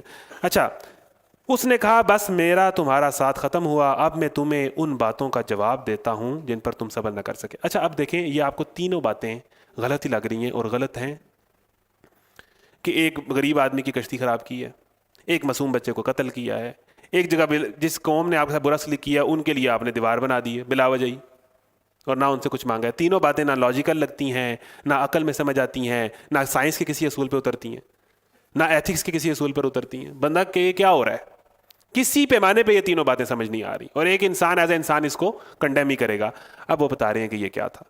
اس کشتی کا معاملہ یہ ہے کہ وہ چند غریب آدمیوں کی تھی جو دریا میں محنت مزدوری کرتے تھے، میں نے چاہا کہ اسے عیبدار کر دوں، کیونکہ آگے ایک ایسے بادشاہ کا علاقہ تھا جو ہر کشتی کو زبردستی چھین لیتا تھا۔ انہوں نے کہا کہ وہ کشتی غریب آدمیوں کی تھی، وہ ان کا واحد سورس آف انکم تھا۔ آگے ایک بستی آ رہی تھی جہاں پر بادشاہ جو خوبصورت کشتی دیکھتا تھا وہ اس کو چھین لیتا تھا، غصب کر لیتا تھا، اس کے فوجی وہاں بیٹھے ہوئے تھے، سپاہی۔ تو ان غریب آدمیوں کا واحد سورس آف انکم تھا، ان کی کشتی تھوڑی اچھی تھی، میں نے اس کو عیبدار کر دیا کہ وہ عیبدار کشتی تو بادشاہ کے سپاہی ہے، ماڑے بندے تو لے جا، انہوں کی لینا۔ تو ان کی پوری سورس آف انکم جا رہی تھی، تو میں نے ان کو چھوٹا سا معاشی نقصان دیا ہے۔ ہماری زندگی میں چھوٹے چھوٹے لاس ہمیں بڑے نقصانوں سے بچاتے ہیں، اس کا مطلب یہ ہے۔ ہم کہتے ہیں اللہ جی یہ تو نے کیا کیا، وہ بندہ کیوں چلا گیا میری زندگی سے، وہ شخص کیوں چلا گیا، یہ مجھے لاس کیوں ہو گیا، اللہ یہ کیا بات ہوئی۔ آپ کو پتہ ہی نہیں ہے کہ آپ صبح جو آئے ہو، جو آپ کی گاڑی وہاں لگی ہے، جو آپ کی زندگی میں وہ واقعہ ہوا ہے، جو صبح آپ بیڈ سے اٹھتے ہوئے گرے ہو، یہ سب واقعات کچھ ہیں اور سب ہو رہے ہیں، اور اس کے نتیجے میں کیا کچھ ہے جس سے آپ بچ رہے ہو۔ اللہ چھوٹا غم دے کے بڑے غم سے بچاتا ہے، چھوٹے لاس دے کے بڑے لاس سے بچاتا ہے، انسان کو سمجھ نہیں آتی۔ اب ہمیں بظاہر یہ لگتا ہے کہ ماڑے بندے کا نقصان کیا ہے، ماڑے بندے کا نقصان نہیں کیا، ماڑے بندے کو نقصان سے بچایا ہے، اس کی پوری کشتی جانی تھی۔ تو چھوٹے چھوٹے نقصان انسان کو اللہ سے بدظن کرتے ہیں۔ راز یہ ہے کہ اللہ تعالیٰ آپ نہیں جانتے کہ کیا کر کے آپ کو کس چیز سے بچا رہا ہے۔ میں نے اس فیلڈ میں جانا چاہتا تھا، میں اس فیلڈ میں کیوں آ گیا؟ نوجوانوں کا بہت بڑا مسئلہ ہے، زندگی برباد ہوگی، اور بھائی ہو گیا ہے، کوئی وجہ ہوگی، کوئی ریزن ہوگی، ہو سکتا ہے تم اس میں چلے جاتے تو کئی بڑا غرق ہو جاتا۔ ہم نے سوچا ہی ہے نا کہ اگر میں ایسا کر لیتا تو یوں ہو جانا تھا، ہماری ساری باتیں یہی ہیں نا، اگر ایسا ہو جاتا، باتیں یہ نا قائد اعظم زندہ رہتے تو پاکستان پتہ نہیں کہاں ہوتا، ایتھے ہی ہونا سی، کچھ بھی نہیں سے ہوتا، فلانا بندہ زندہ رہتا، یہ باتیں ہی ہیں کہ ایسا اگر ہو جاتا، حضرت آدم اگر وہ پھل نہ کھاتے، یہ جو ایسے اگر کہیں ایسا نہ ہو جائے، کہیں یہ جو باتیں ہیں یہ بس باتیں ہیں اپنے آپ کو سل دینے کے لیے، اگر ایسا ہو بھی جاتا تو کچھ نہیں تھا ہونا۔ لیکن حضور کے جانے کے بعد 30 سال بعد تو لڑائیاں شروع ہو گئی ہیں، ملوکیت آ گئی, یزید آ گیا, سارا کچھ ہو گیا 30-35 سال بعد. تو اللہ کی دنیا ایسی ہے. اللہ تعالیٰ آپ دنیا ایسے چلے ایسا نہیں. اللہ تعالیٰ نے دنیا آزمائش کی رکھی ہوئی. تو چھوٹے نقصان سے اللہ تعالیٰ بڑے اپنی زندگی میں دیکھیں کہ آپ کو جو جس لاس سے بڑا ہی دکھ ہے, تو آپ اس کو انڈرسٹینڈ کریں کہ یہ آپ کے حق میں بہتر ہے. آپ کا اللہ پہ یقین بڑھے گا, نئی باتیں سمجھ آتی. تو یہ پہلا نقطہ ہے, اور اس میں اور کتنے نقطے ہیں ہم نہیں جانتے, لیکن تھوڑا سا کھولا ہے. اگلی بات, موسیٰ رہا وہ لڑکا تو اس کے والدین مومن تھے. ہمیں اندیشہ ہوا کہ یہ لڑکا بڑا ہو کر اپنی سرکشی اور کفر سے ان کو تنگ کرے گا, اس لیے ہم نے چاہا کہ ان کا رب اس کے بدلے ان کو ایسی اولاد دے جو اخلاق میں بھی اس سے بہتر ہو اور جس سے صلہ رحمی کی بھی زیادہ متوقع ہو. حضرت خضر نے کہا کہ اس لڑکے نے بڑے ہو کے نشئی ہو جانا تھا, اس لڑکے نے بڑے ہو کے خراب ہو جانا تھا, اس لڑکے نے یونیورسٹی میں گرل فرینڈ بنا لینی تھی. اور یہ بات موسیٰ کو تو نہیں پتا, یا یہ آپ نے بڑے ہو کے کیا کرنا ہے. آپ کا جو بڑا ہی معصوم سا گھر میں پیارا سا بچہ نونا پونا, وہ بڑے ہو کے کیا کرے گا آپ کو نہیں پتا. ہر بندہ ہی بچہ ہوتا ہے, پہلے بیبی ہی ہوتا ہے. تو اس لڑکے نے, جو معصوم سا لڑکا تھا, بڑے ہو کے خراب ہونا تھا, اور الفاظ ہیں کہ اس نے کفر تک جانا تھا اور اس نے والدین کو بہت ستانا تھا. تو اللہ نے یہ فیصلہ کر دیا تھا کہ اس کو اللہ تعالیٰ مار دے گا بچپن میں, اور ان کے والدین چونکہ نیک ہیں, اس کے والدین نیک تھے, تو اللہ تعالیٰ نیک لوگ والدین کو چاہتا تھا کہ نئی اولاد دے جو اخلاق میں بھی اچھی ہو اور صلہ رحمی میں بھی اچھی ہو. صلہ رحمی یعنی والدین سے, رشتہ داروں سے بہت اچھا سلوک کرے, اور اس کا اخلاق بھی بہت اچھا ہو. یعنی اچھی اولاد وہ ہے جو رشتہ داروں سے بہت اچھا, چاچے ماموں سے جس کا رویہ ہمارے ہاں چاچے ماموں سے تو والدین بیٹھ کے خلاف کرتے ہیں ان کے, جس کا اپنے رشتہ داروں سے بہت اچھا تعلق ہو اور جس کا اخلاق بہت اچھا ہو, اس کو اچھی اولاد کہا گیا ہے, اچھا بیٹا کہا گیا ہے. اب آپ اس واقعے کو سمجھیں کہ اللہ تعالیٰ نے, مجھے یہ بتائیں کہ اس کے والدین نیک تھے. کسی بچپن میں کسی کا بچہ مارا جائے, ایکسیڈنٹ میں مارا جائے, قتل ہو جائے, کتنا بڑا حادثہ ہے. تو اس نے بڑے ہو کے خراب ہو جانا تھا. مجھے یہ بتائیں کہ اگر ان کے والدین کو اور اولاد مل جانی ہے اس کے بعد, جس نے بڑے ہو کے بہت ہی اچھا بچہ بننا ہے, اگر ایسا نہ ہوتا اور یہی بچہ بڑا ہو جاتا, تو ایک نیک والد کے لیے اس سے بڑی کیا آزمائش ہے کہ اس کا بچہ کافر ہو جائے, باغی ہو جائے, سرکش ہو جائے. یہ بڑی آزمائش ہے کہ وہ فوت ہو جائے اور اس کے بعد ایک نیا اچھا اور نیک اولاد مل جائے. یہ احسان ہے. اب یہ آپ کو لگ رہا ہے کہ یہ آزمائش, یہ احسان ہے. تو میں آپ سے ایک سوال کرنا چاہتا ہوں کہ یہ جو نوجوان چھوٹی عمر میں مر جاتے ہیں, ایکسیڈنٹس میں مارا گیا, کسی کا بچہ 2 سال میں مر گیا, 3 سال, ماں تو پاگل ہو جاتی ہے. اسے نہیں پتا کہ اللہ کی رحمت ہے. یہ جو لوگ چلے گئے, جلدی چلے گئے, میں تو سمجھتا ہوں وہ بچ گئے. یہ جو فلسطین میں بچے شہید ہو گئے, میں تو سمجھتا ہوں وہ بچ گئے, ان کی تو جنت ہی جنت ہے. اور اس نے بڑے ہو کے خراب ہونا تھا, بچپن میں مارا گیا, جنت ہے, کوئی گناہ نہیں کیا ہوا, یہ بھی بچ گیا. اس نے ادروائز جہنم میں جانا تھا, بچپن میں مارا گیا, یہ بھی جنتی, والدین کی آنکھوں کی ٹھنڈک مستقل میں, یہ بھی. اور بڑے ہو کے اس نے ستانا تھا, والدین کو دکھ سے بچا لیا, نئی اولاد دے دی کہ وہ دے گا اور اس کو نیک بنا دیا. تو کتنا بڑا واقعہ ہے کہ یہ چھوٹے چھوٹے حادثے جن پہ والدین یا ہم لوگ کہتے ہیں کہ یہ بہت برا ہوا ہے. ہو سکتا ہے کہ وہ بچہ اگر بڑا ہو تو ضروری نہیں ہے کہ وہ خراب ہی ہو, ضروری ہو سکتا ہے کہ اس کی زندگی بڑی مشکل ہو آگے جا کے, اسے زندگی میں اتنی پریشانیاں فیس کرنے پڑیں کہ بندہ کہ یار اس زندگی سے تو موت اچھی تھی. تو اللہ تعالیٰ یہ جو حادثے ہوتے ہیں, ہمیں نہیں پتا کہ اس میں اللہ تعالیٰ کی کیا حکمت ہے. ہم فوراً سوال کرتے ہیں, فوراً ناشکری, فوراً آپے سے باہر ہو جاتے ہیں. یہ حادثے ہی تو انسانوں کو اللہ سے بدظن کرتے ہیں کہ یار میں اتنا کر رہا ہوں پھر بھی میری زندگی میں یہ نہیں ہو رہا, میں نے اتنی اس چیز کی میں نے اتنی دعائیں کی ہیں پھر بھی مجھے اللہ تعالیٰ نے یہ نہیں, میں نے خانہ کعبہ کے سامنے جا کے دعا کی ہے پھر بھی مجھے اللہ تعالیٰ نے یہ نہیں دیا. تو آپ کو نہیں پتا کہ آپ کے لیے بہتر کیا ہے. کچھ چیزیں اللہ تعالیٰ, آپ لیلۃ القدر کی رات بھی لگا لو گے نا, نہیں دے گا. اللہ کو پتا ہے آپ کے لیے بہتر کیا ہے.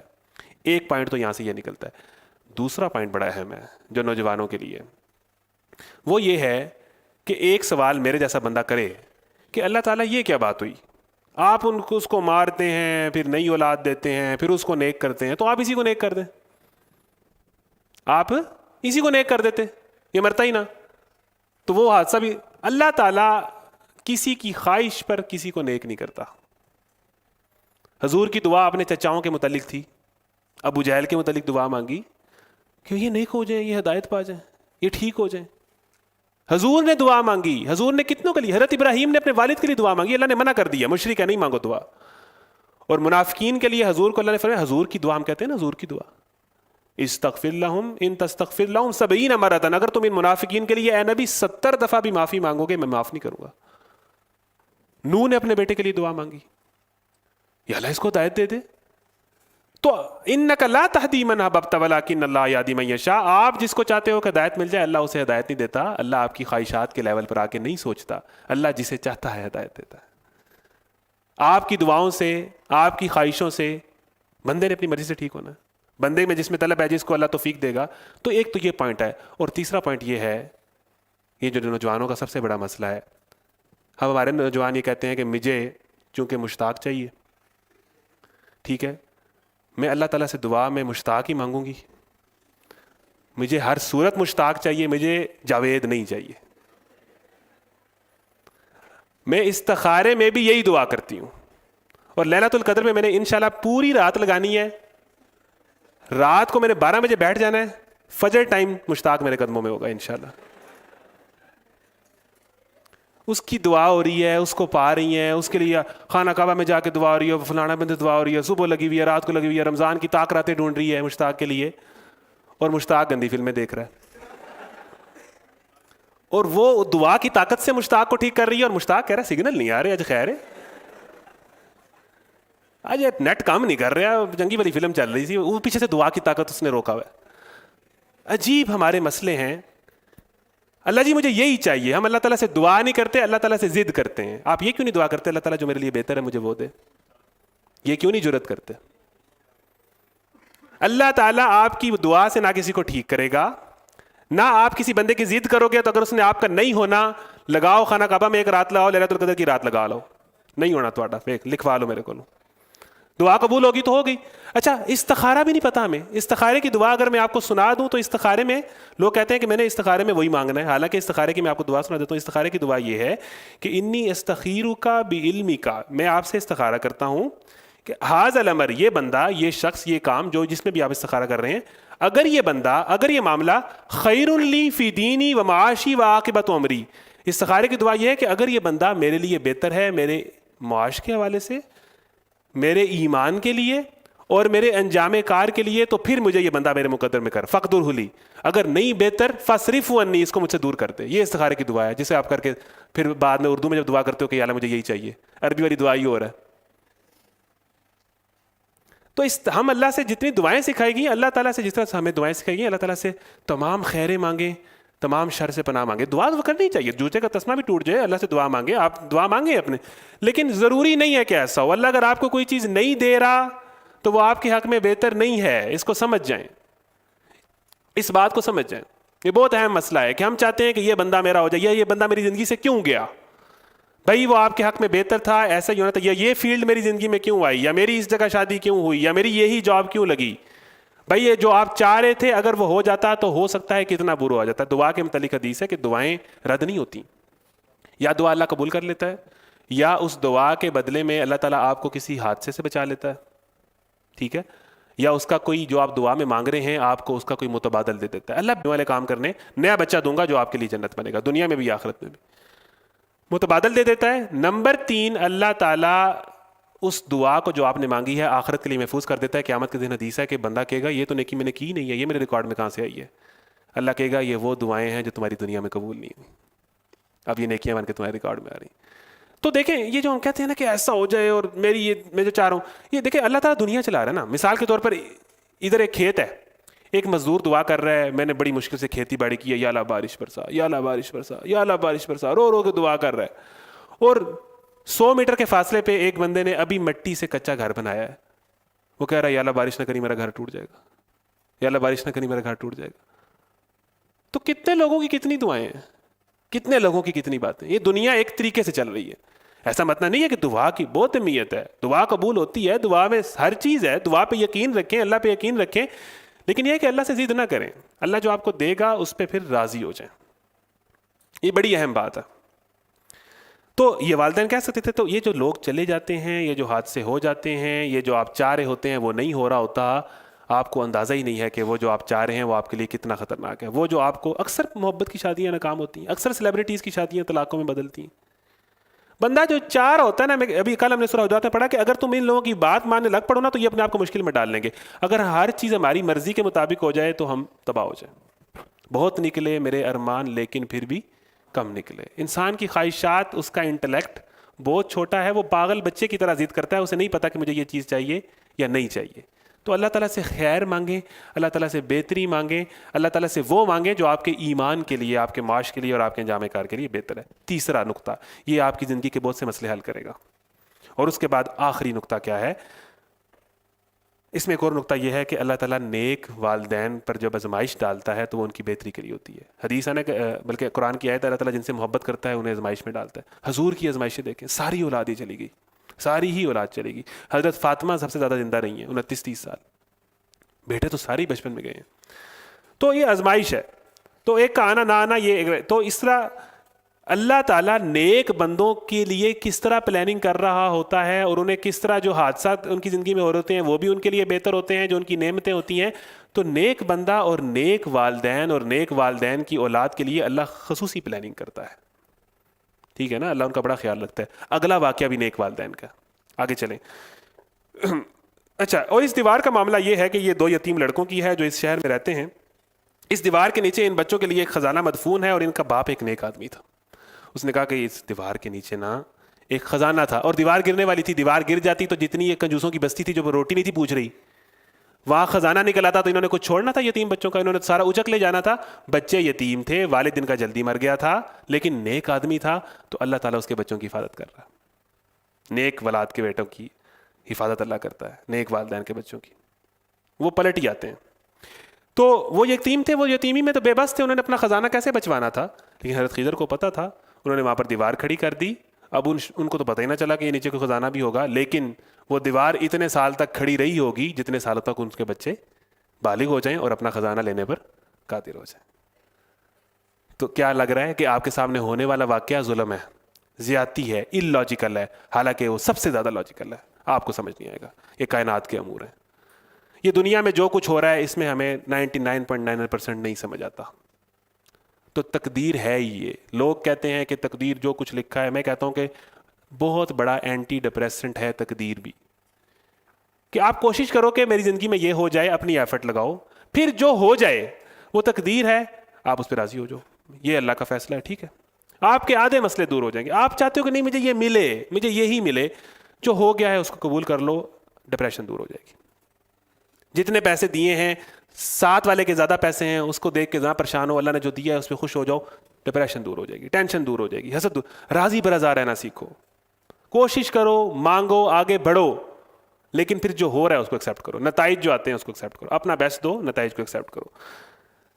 اچھا، نیچے ان کے لیے خزانہ مدفون ہے اور ایک باپ. اس لیے تمہارے رب نے چاہا کہ یہ دونوں بچے بالغ ہوں اور اپنا خزانہ نکال لیں. یہ تمہارے رب کی رحمت اور بنا پر کیا گیا ہے، میں نے کچھ اپنے اختیار سے نہیں کروایا. یہ ہے حقیقت ان باتوں کی جن پر تم صبر نہ کر سکے. دیکھیں، ہم جو چاہتے ہیں نا کہ یہ ہو جائے اور وہ نہ ہو، اگر وہ نہ ہو تو صبر آ جاتا ہے. یہ آپ کو فلموں اور گانوں نے بتایا ہے کہ اگر آپ کو لڑکی نہیں ملے گی تو آپ دیوداس بنو گے. اصل میں ایسا نہیں ہوتا. اس کی عمر 2 سال ہی ہوتی ہے. یہ جو بھوت سوار ہوتا ہے اس عمر میں، بہت سارے بچے پریشان ہو جاتے ہیں 9th-10th میں کہ بھائی میرا خیال ہے کہ جو ہونا تھا وہ ہو گیا ہے، اب جو ہے نا ختم ہو گئی یہ بات. اب میں اس عورت کے چنگل سے یا اس مرد کے چنگل سے، یا یہ اب میرے خیالوں پہ سوار رہے گا اور میں اب آگے نہیں موو کر پاؤں گا اور میں کچھ نہیں کر پاؤں گا. یہ 2 سال کی گیم ہوتی ہے بس. یہ پیار محبت کچھ بھی نہیں، جذبوں کی فقط ایک حدت ہے. جب جذبے ٹھنڈے پڑ جائیں تب بوجھ محبت لگتی ہے. تو یہ ساری جذبوں کی گرمی کا نام ہے. یہ اوپر نیچے ہوتا ہے. یہ ہارمونل ڈیولپمنٹ کی ایج ہے. یہ جو انٹر کی ایج ہے، میٹرک کی ایج ہے اور یونیورسٹی کے پہلے 1-2 سال ہیں. یار وہ لڑکی اگر نہیں ملے گی تو کچھ بھی نہیں ہوگا، اور وہ بھی لڑکی ہے، اس میں کوئی ایسی خاص بات نہیں ہے. یا وہ بھی جو لڑکا ہے وہ کچھ بھی نہیں ہے، اس کو موشن بھی لگتے ہیں. وہ جب فرائی انڈا کھائے اس کے منہ سے بو بھی آتی ہے. وہ جو صبح اٹھ کے شیشہ دیکھے اس کی بھیانک شکل ہوتی ہے. یہی معاملہ لڑکی کے ساتھ بھی ہے. کیوں ہمیں لگتا ہے کہ یہ ستاروں سے آئی ہے؟ ہمیں ایسا کیوں لگتا ہے؟ اسی گلی سے آتی ہے، اسی سلام پورے سے، اسی ملتا بات سے وہ بھی نکلتی ہے. پتہ نہیں ہمیں کیا لگتا ہے کہ شاید یہ کوئی اور ہی دنیا سے آئی ہے. وہی کچھ ہے، اس کے گھر بھی بجلی جاتی ہے، وہ بھی کھجل ہو رہی ہے، اس کی بھی ڈگری نہیں ہو رہی، رول رہی ہے تمہاری طرح وہ بھی. وہ نہیں ملے گا تو کوئی اور مل جائے گا. کوئی مسئلہ ہی نہیں ہے. یہ ناٹ ایٹ آل کوئی ایشو ہی نہیں ہے. یہ کچھ ہفتے مہینوں کی گیم ہوتی ہے، بندہ موو آن کر جاتا ہے. کوئی ایسی بات نہیں ہے، اس چیز کو ذہن سے نکال دیں. کوشش کریں نئی شادیوں کی موو آن کریں. نیکسٹ. تم نہیں اور صحیح اور نہیں اور صحیح, وہی والی بات ہے. میں نے اپنے کچھ اپنے اختیار سے نہیں کر دیا, یہ حقیقت ان باتوں کی جن پر تم صبر نہ کر سکے. چوتھا واقعہ جلدی سے میں وائنڈ اپ کروں گا. وَيَسْأَلُونَكَ عَنِ ذِي الْقَرْنَيْنِ, اور اے محمد صلی اللہ علیہ وسلم یہ لوگ تم سے ذوالقرنین کے بارے میں پوچھتے ہیں, ان سے کہو میں اس کا کچھ حال تم کو سناتا ہوں. ہم نے اس کو زمین میں اقتدار عطا کر رکھا تھا اور اسے ہر قسم کے اسباب و وسائل بخشے تھے. اب یہ ہے ٹرائل آف پاور, طاقت وہ تھی حضرت ذوالقرنین کے پاس. ایک کے پاس ایک باغ آیا ہے, یہ دیکھا نا, بد اصلانہ نیکی کریے پٹھیاں چالاں چل دے, وہی لگا لے کہ کسی اس کے پاس ایک باغ آیا ہے, یا مکہ کے سردار چھوٹی چھوٹی چودراہٹوں کی بنیاد پہ پھنے خاں بن رہے تھے. اللہ کہہ رہا ہے ذوالقرنین کی دولت دیکھو, سلیمان کی دولت دیکھو. تمہارے پاس ایک باغ آ گیا ہے, ایک کلاس کا ہولڈ آ گیا ہے, ایک جگہ تمہاری جاب لگ گئی ہے, تمہیں تھوڑی سی پوسٹ مل گئی ہے, تم جو ہے وہ زمین پہ نہیں آ رہے. ادھر ذوالقرنین دیکھو, مشرق گیا مشرق فتح کیا, مغرب گیا مغرب فتح کیا, سینٹر میں نکلا سارا فتح کر لیا, ساری دنیا فتح کر لی, اور ساری دنیا فتح کر کے کہا یہ میرے رب. اندازہ ہونا چاہیے کہ لائیو پروگرام ہے تو وہ دوبارہ آ جائے گا. آپ نے پریشان نہیں ہونا, میسیجز نہیں کرنے واٹس ایپ پہ, دوبارہ یوٹیوب پہ فیس بک پہ اگر آپ 2 سے 3 منٹ انتظار کریں گے تو وہ دوبارہ وہاں پر لائیو آ جائے گا. آپ اسی پیج پہ رہیں, اسی پلیٹ فارم پہ رہیں. تو یہ سب لوگوں کے لیے دوبارہ سے بات ہے. اور میں آغاز کرتے ہیں جی آخری واقعے کا, ٹرائل آف پاور. وَيَسْأَلُونَكَ, لے جی خاموشی گزارش ہے جی. وَيَسْأَلُونَكَ عَنِ ذِي الْقَرْنَيْنِ, ان سے ذکر کرو ذوالقرنین کا. ہم نے اس کو زمین میں اقتدار عطا کر رکھا تھا, اسے ہر قسم کے اسباب و وسائل بخشے تھے. اس نے پہلے مغرب کی طرف مہم کی, سر و سامان کیا, حتیٰ کہ جب وہ غروب آفتاب کی حد تک پہنچ گیا تو اس نے سورج کو ایک کالے پانی میں ڈوبتے دیکھا. اچھا, اس میں اب کئی لوگ باتیں کرتے ہیں کہ وہ بھائی وہ کوئی پورٹلز تھے, آج کل جو نئے اسپیکرز آئے ہوئے ہیں کہ بھائی وہ آسمانی سفر تھے اس کے. یہ مطلب ایسی کوئی کنفرم باتیں نہیں ہیں. مطلب آپ دلیلیں نکال لیں کہ وہ بلیک ہول تک پہنچ گیا یا وہ ادھر پہنچ گیا, اس کی کوئی وضاحت نہیں ملتی. مطلب آپ اشاروں سے یا اندازوں سے لگا لو تو لگا لو, لیکن یہ ہے کہ ایسی کوئی پکی بات نہیں ہے. ٹھیک ہے جی, دنیا کے سفر بھی ہو سکتے ہیں. سورج کو ایک کالے پانی میں ڈوبتے دیکھا اور وہاں اسے ایک قوم ملی. ہم نے کہا اے ذوالقرنین تجھے یہ مقدرت بھی حاصل ہے کہ ان کو تکلیف پہنچائے, اور یہ بھی کہ ان کے ساتھ نیک رویہ اختیار کرے. یعنی ذوالقرنین کے پاس اتنی طاقت تھی, اتنا بڑا وہ حکمران تھا کہ جس قوم کو فتح کرتا تھا, اب آپ کا اختیار ہے یا ان کو تکلیف پہنچائیں, ان کو ماریں, جو مرضی کریں, یا ان کے ساتھ نیک رویہ اختیار کریں. اس نے کہا میں کیا کروں گا. اسے کہتے ہیں بہترین یوز آف پاور. جو ان میں سے ظلم کرے گا ہم اس کو سزا دیں گے. ذوالقرنین اس اسٹیٹ کا بانی تھا کہ بھئی جو قانون ہاتھ میں لے گا, جو ظلم کرے گا, جو جرم کرے گا, میں اس کو آنی ہاتھوں سے لوں گا, اور جو ان میں نیک رویہ اختیار کرے گا تو ہم اس کے ساتھ رحم کریں گے. مطلب ہم نے کسی کو بلا وجہ کیوں کچھ کہنا ہے. پھر وہ اپنے رب کی طرف پلٹایا جائے گا. جو ظلم کرے گا پہلے وہ میرے سے سزا, ہم اسے سزا دیں گے, ہمارا قانون اسے پکڑے گا, پھر رب تو اسے پکڑے گا ہی پکڑے گا. جو ان میں سے ایمان لائے گا اور نیک عمل کرے گا. یہ عقیدہ ذوالقرنین کا بھی ٹھیک تھا کہ صرف ایمان نہیں, ایمان لائے گا اور نیک عمل کرے گا, اس کے لیے ہم اچھی جزا ہے, اور ہم ان کو نرم کام دیں گے. یہاں سے یہ بات بتائی جاتی ہے کہ اسٹیٹ کا کام یہ ہے کہ اپنی پبلک کے ساتھ نرمی کرے. ایسا سسٹم فیسیلیٹیٹ, ویلفیئر اسٹیٹ کا کانسیپٹ ہے یہ, کہ ہم اپنی پبلک کو نرم احکام دیں گے. ان کو زیادہ ٹیکسوں میں اور زیادہ فلانے کاغذ کو نکالنے کے لیے لمبے چوڑے پروسیسز کے اندر جو ہے وہ نہیں ڈالیں گے. ہم ان کے ساتھ آسانی اور فیسیلیٹیشن کا کام کریں گے. یہ اسلامی حکومت یا اسلامی ریاست کا کام ہے کہ پبلک کو فیسیلیٹیٹ کرتی ہے. اس نے یہی کیا کہ جو ایمان و نیک عمل لائے گا اس کی اچھی جزا ہے. اور ایسا ہی میرا ملک نہیں ہوگا کہ یہاں جو مرضی کرو, پراپر قانون ہوگا, پراپر سسٹم ہوگا. جو ظلم کرے گا اس کو پراپر جو ہے وہ سزا ملے گی قانون کے مطابق.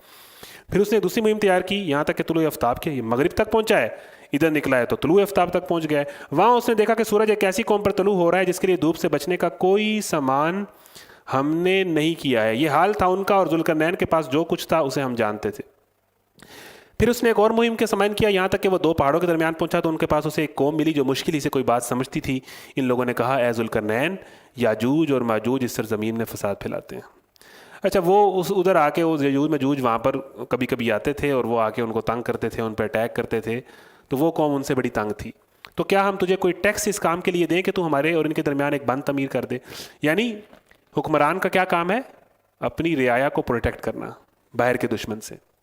ٹھیک ہے نا, افواج کا یا یہ کام ہے کہ وہ اپنی باہر کے دشمن سے اپنی رعایا کو پروٹیکٹ کرتے ہیں. تو یہ کام بھی وہ کر رہا ہے, نرم کام بھی دے رہا ہے, اور اپنی قوم کے اندر جو یعنی پورا ایک قانون بھی ہے, نرمی بھی ہے اور پروٹیکشن بھی ہے. یعنی پورا وہ کانسیپٹ اس کی حکومت میں ہمیں نظر آتا ہے. ہم تمہیں ٹیکس دیں گے اس کام کا جو ہماری اجرت ہے, تم ایک بڑی ساری دیوار یہاں پر تعمیر کرا دو تاکہ یاجوج ماجوج کا راستہ بند ہو جائے. اس نے پھر یہ ذوالقرنین کی دیوار کا ذکر ہے. اس نے کہا جو کچھ میرے رب نے مجھے دکھا رکھا ہے وہ بہت ہے, بس تم محنت سے میری مدد کرو. پوری قوم کو اس نے لگا دیا کہ مل کر ہم اپنا حفاظت کریں گے. میں تمہارے اور ان کے درمیان بند بنائے دیتا ہوں, مجھے لوہے کی چادریں لا کر دو. سیسا پلائی ہوئی دیواریں جو ہے نا اس نے بنا دی وہاں پر, اس کو یجوج مجوج کی جو ہے نسلیں بھی نہیں کراس کر سکتی تھی. آخر جب دونوں پہاڑوں کے درمیانی خلا کو اس نے پاٹ دیا تو لوگوں سے کہا کہ اب آگ دکھاؤ, حتیٰ کہ جب یہ آہنی دیوار بالکل آگ کی طرح سرخ ہوگی تو اس نے کہا لاؤ اب میں اس پر پگھلا ہوا تانبا انڈیلوں گا. یعنی پورا پروجیکٹ اس نے ایک بنایا. سیکیورٹی کا حکومتوں کا کام ہے کہ سیفٹی اور سیکیورٹی کے بڑے بڑے پروجیکٹس بنائے, ٹھیک ہے نا, یہ کام ہے. اس نے پورا بنایا, بڑی بلڈنگ کھڑی کی اس نے. یہ بند ایسا تھا کہ یجوج و مجوج اس پر چڑھ کر بھی نہ آ سکتے تھے اور اس میں نقب لگانا ان کے لیے اور بھی مشکل تھا. ذوالقرنین نے کہا یہ میرے رب کی رحمت ہے. یہ ہے جی, اتنی طاقت کے بعد بندہ یہ کہے. یہی ایٹیٹیوڈ ہونا چاہیے. فیم کے بعد, زیادہ طاقت آ جانے کے بعد, زیادہ ایمان والا ہو جانے کے بعد, زیادہ نالج آ جانے کے بعد بندہ کہے کہ یہ میرے رب کی رحمت ہے, اس میں میرا کوئی کمال نہیں. یہی چاروں کہانیوں کا سبق ہے. مگر جب میرے رب کا وعدے کا وقت آئے گا تو وہ اس کو پیوند خاک کر دے گا اور میرے رب کا وعدہ برحق ہے اور میں نہیں سمجھتا. اس نے کیا کہا, جس کا ایک باغ تھا میں نہیں سمجھتا کہ یہ باغ کبھی ختم ہوگا. ذوالقرنین اتنی بڑی دیوار بنا کے کہہ رہا ہے کہ یہ جب اللہ چاہے گا ختم ہو جائے گی. اپروچ ہی ڈیفرنٹ ہے. اپنی ملکیت اور اپنے پاس جو آپ کے پاس چیزیں ہیں, پیسے ہیں, ان کو لے کے آپ کی اپروچ ہی ڈیفرنٹ ہے کہ بھئی یہ میرے نہیں ہیں, یہ اللہ کے ہیں, یہ اللہ نے دیے ہیں, اللہ جب چاہے لے لے گا. ان سے آپ نے محبت اتنی پیدا ہی نہیں کی کہ وہ آپ سے کوئی چھینے تو آپ کو دکھ ہو جائے. ہم نے اپنی چیزوں سے بہت زیادہ ایکسپیکٹیشن اور محبتیں پیدا کی ہوئی ہیں نا. تو اس کا تھا کہ میرا رب اس کو پیوند خاک کر دے گا. تو یہ ہے طاقت کا صحیح استعمال. اس طرح طاقت کا استعمال کیا جاتا ہے. اب ہمارے پاس ایز اے والد, ایز اے شوہر, ایز اے بھائی, جہاں جہاں جس پوسٹ میں جہاں جہاں آپ کے پاس اختیار ہے, آپ کا امتحان ہے کہ آپ اس طاقت کا کیسے استعمال کرتے ہو. اور اس روز ہم لوگوں کو چھوڑ دیں گے سمندروں کی موجوں کی طرح, ایک دوسرے سے گتھم گتھا اور سور پھونکا جائے گا اور ہم سب انسانوں کو ایک ساتھ جمع کریں گے. اور وہ دن ہوگا جب ہم جہنم کو کافروں کے سامنے لائیں گے, ان کے کافروں کے سامنے جو میری نصیحت کی طرف سے اندھے بنے ہوئے تھے اور کچھ سننے کے لیے تیار ہی نہ تھے. یہ آخری رکوع ہے سورہ الکہف کا. تو کیا یہ لوگ جنہوں نے کفر اختیار کیا ہے یہ خیال رکھتے ہیں کہ مجھے چھوڑ کر میرے بندوں کو اپنا کارساز بنا لیں؟ ہم نے ایسے کافروں کی ضیافت کے لیے جہنم تیار کر رکھی ہے. قل هل ننبئکم بالاخسرین اعمالا. بہت خوبصورت آیت ہے. اے محمد صلی اللہ علیہ وسلم ان سے کہو, آخری آیت سمجھ لیں کہ ہم پڑھ رہے ہیں, آخری اس پہ تفصیل ہوگی. کیا ہم تمہیں بتائیں کہ اپنے اعمال میں سب سے زیادہ ناکام اور نامراد لوگ کون ہیں؟ اے حضور ہم آپ کو بتائیں, ان کو بتا دیں, ان سے کہو کہ سب سے زیادہ نالائق, سب سے زیادہ ناکام, سب سے زیادہ جس کا بیڑا غرق ہوا ہوا ہے وہ بندہ کون ہے؟ اپنے اعمال میں سب سے زیادہ خسارے میں کون ہے؟ الذین ضل سعیہم فی الحیات الدنیا وہم یحسبون انہم یحسنون صنعا. کہ جس کی ساری دنیا کی ایفرٹ صبح گھر سے نکلنے سے لے کے گھر جانے تک وہ جو کر رہا ہے, اس کی ساری کارگزاری, ساری ایفرٹ, ساری محنتیں, سارے شوق, ساری صلاحیتیں اللہ تعالیٰ کی راستے سے ہٹی ہوئی ہوں, اور وہ یہ سمجھ رہا ہو. دوسرا مسئلہ یہ ہے کہ میں بڑا اچھا کام کر رہا ہوں, میں بڑا جناب زبردست میں نے فیلڈ چنی ہے اور میں بہت اچھا کام کر رہا ہوں اور اس میں بڑا کیریئر ہے اور کیا ہی بات ہے. وہ یہ سمجھ رہا ہے کہ دیکھیں نا دنیا میں جتنے لوگ ہیں محنت کر رہے ہیں. کوئی بندہ ویلت صبح جاتے ہیں لوگ, شام کو آتے ہیں, ہر بندے کی ایفرٹ ڈیفرنٹ ہے, ہر بندہ ڈیفرنٹ ایفرٹ کر رہا ہے. لیکن جو دن رات محنت کرے لیکن وہ پتہ نہیں کس چیز کے پیچھے محنت کرے, ایک غلط مقصد کے پیچھے محنت کرے. ایک غلط لوگ یہاں پر کتنے لڑکے جم کرتے ہیں صرف لڑکی کو امپریس کرنے کے لیے. گول چیک کرو کتنے لوگوں کا ذہن ہی ٹھیک نہیں ہے. آپ ایک چیز کے لیے پش اپس لگا رہا ہے, فل انرجی لگا رہا ہے, لیکن مقصد ٹھیک نہیں. تو یہ دیکھیں نا, ہم زور لگا رہے ہیں, جان مار رہے ہیں, ایفرٹ کر رہے ہیں, بھوکے پیاسے رہ رہے ہیں, جو بھی کر رہی ہے. ایک لڑکی جو اپنا ڈائٹ پلان بنا رہی ہے, سارا کچھ کر رہی ہے کہ جس میں جو ہے وہ اپنے حسن سے جو ہے وہ لوگوں کو جو ہے وہ محظوظ کر سکوں. تو ساری ایفرٹ رائے راست سے بھٹکی ہوئی ہے. سارا کیریئر اس کا گول ہی اس کا ٹھیک نہیں ہے. جو بھی وہ کر رہا ہے, جو بھی اس کا گول ہے, جو بھی اس کا یوٹیوب چینل ہے, جو بھی وہ کام کر رہا ہے, اس کا گول ہی ٹھیک نہیں ہے, اس کا مقصد ہی ٹھیک نہیں ہے. لگا ہوا تو ہے, وہ صبح سے لے کر رات تک اس پہ فل ٹائم محنت کر رہا ہے, اپنا گوشت خون اس میں لگا رہا ہے, لیکن رائے راست سے بھٹکا ہوا ہے. سب سے زیادہ اعمال میں خسارے میں وہ ہے کہ ایک بندہ لگا ہوا ہے اور اسے ملنا کچھ بھی نہیں ہے, اور سمجھ کیا رہا ہے کہ یار کیا بات ہے, بہت اچھا کام کر رہا ہوں, کیا زبردست میں نے باڈی بنا لی ہے, کیا زبردست میں نے چینل بنا لی ہے, کیا زبردست میں نے بزنس کھڑا کر دی. سمجھ رہا ہے کہ بہت زبردست کیریئر جا رہا ہے. سب سے اعمال میں سب سے زیادہ خسارے والے یہ لوگ ہیں. وہ سمجھتے رہے کہ وہ سب کچھ ٹھیک کر رہے ہیں. یہ وہ لوگ ہیں جنہوں نے اپنے رب کی آیات کو ماننے سے انکار کیا, اس کے حضور پیشی کا یقین نہ کیا, اس لیے ان کے سارے اعمال ضائع ہو گئے. وہ سارا کیریئر, سارا ایفرٹ ان کے قیامت کے دن کسی کام نہ آئے گا. قیامت کے روز ان کے بڑے بڑے کیریئرز, بڑی بڑی فالوئنگز, بڑے بڑے نام, بڑے بڑے بزنسز کو بڑی بڑی صلاحیتوں کو، بڑی بڑی اسپیکنگ سکلز کو ہم ان کو کوئی وزن نہیں دیں گے جو اللہ کے راستے سے ہٹی ہوئی ہیں، وہ زیرو ہو جائیں گی. جو دنیا میں اس سے انہیں ملا تھا وہ مل گیا. ذالک جزاؤہم، آخری منٹ چل رہا جی، ترجمہ پڑھ رہا ہوں. ان کی جزا جہنم ہے اس کفر کے بدلے جو انہوں نے کیا، اور اس مذاق کی پداش میں جو وہ میری آیات اور میرے رسولوں کے ساتھ کرتے رہے. البتہ وہ لوگ جو ایمان لائے اور جنہوں نے نیک عمل کیے، پھر ایمان لیکن ساتھ نیک عمل، ان کی میزبانی کے لیے فردوس کے باغ ہوں گے جن میں وہ ہمیشہ رہیں گے، اور کبھی اس جگہ سے نکل کر کہیں جانے کو ان کا جی نہ چاہے گا. اگر کسی کو لگتا ہے کہ جنت میں آپ بور ہو جاؤ گے تو اس آیت کا یہ مطلب ہے کہ بوریت نہیں ہے وہاں پر. دیکھیں نا، بڑی بھی آپ اچھی جگہ پہ چلے جائیں، 10 دن بعد آپ کہتے ہو یار بس ہو گئی، اب واپس جاتے ہیں. یا بہت ہی اچھی چیز آپ دیکھو تو آپ اس کو 2 دفعہ دیکھو گے، 10 دفعہ دیکھو گے. یا اسی طرح ہی ہے نا. تو جنت میں کہتے ہیں کہ ہر وقت جو آپ کے سامنے چیز ہوگی وہ اپ ڈیٹ ہو رہی ہوگی، وہ اپ گریڈ ہو رہی ہوگی، وہ بدل رہی ہوگی، وہ مزید اچھی ہو رہی ہوگی. آپ کے پاس ہر روز ہر آن دیکھنے کے لیے نیا کچھ ہوگا. بوریت کا سوال ہی نہیں ہے. اس جگہ پہ کروڑوں سال بھی وہ رہے تو ان کا کہیں اور جانے کا اتنا سا بھی جی نہیں چاہے گا. وہ ایسی جگہ ہے. اے محمد صلی اللہ علیہ وسلم کہو اگر سمندر میرے رب کی باتیں لکھنے کے لیے روشنائی بن جائے. سورہ فاتحہ میں ہم نے جب یہ بات کی تھی، یہ سورہ کہف کی آیت ہے کہ اگر سارے سمندر انک بن جائیں تو وہ ختم ہو جائے گی، مگر میرے رب کی باتیں ختم نہ ہوں گی. بلکہ اگر تم اتنی ہی روشنائی اور لے آؤ، یعنی 7 کی بجائے 14 سمندر کر لو، اتنا پانی اور لے آؤ، ہم اور لے آئیں تو وہ بھی کفایت نہ کرے گی اللہ کی باتیں لکھنے کے لیے. اے محمد صلی اللہ علیہ وسلم کہو کہ میں تو ایک انسان ہوں تم ہی جیسا، میری طرف وحی کی جاتی ہے کہ تمہارا خدا بس ایک ہی خدا ہے. بس جو کوئی اپنے رب کی ملاقات کا امیدوار ہو، جو یہ چاہتا ہے یا جس کو یہ پتہ لگ گیا ہے کہ میں اللہ کو جانا ہے، اسے کیا چاہیے؟ ڈگری کرے؟ ٹھیک ہے، کیا کرے؟ کیا چاہیے؟ کیا آپشن ہے اس کے لیے؟ جو چاہتا ہے کہ اس نے اپنے رب سے ملنا ہے، ملاقات کا امیدوار ہے، اسے چاہیے کہ نیک عمل کرے. یہی آپشن ہے. اور بندگی میں اپنے رب کے ساتھ کسی کو شریک نہ کرے. وہی بات، ایمان اور عقیدہ ٹھیک رکھے اور نیک عمل کرے. اللہ تعالیٰ سے دعا ہے کہ وہ ہمیں ایمان کے ساتھ نیک عمل کرنے کی توفیق عطا فرمائے. بہت شکریہ جی، جزاکم اللہ. السلام علیکم ورحمۃ اللہ. سبحانک اللہم و بحمدک، نشہد ان لا الہ الا انت ونتوب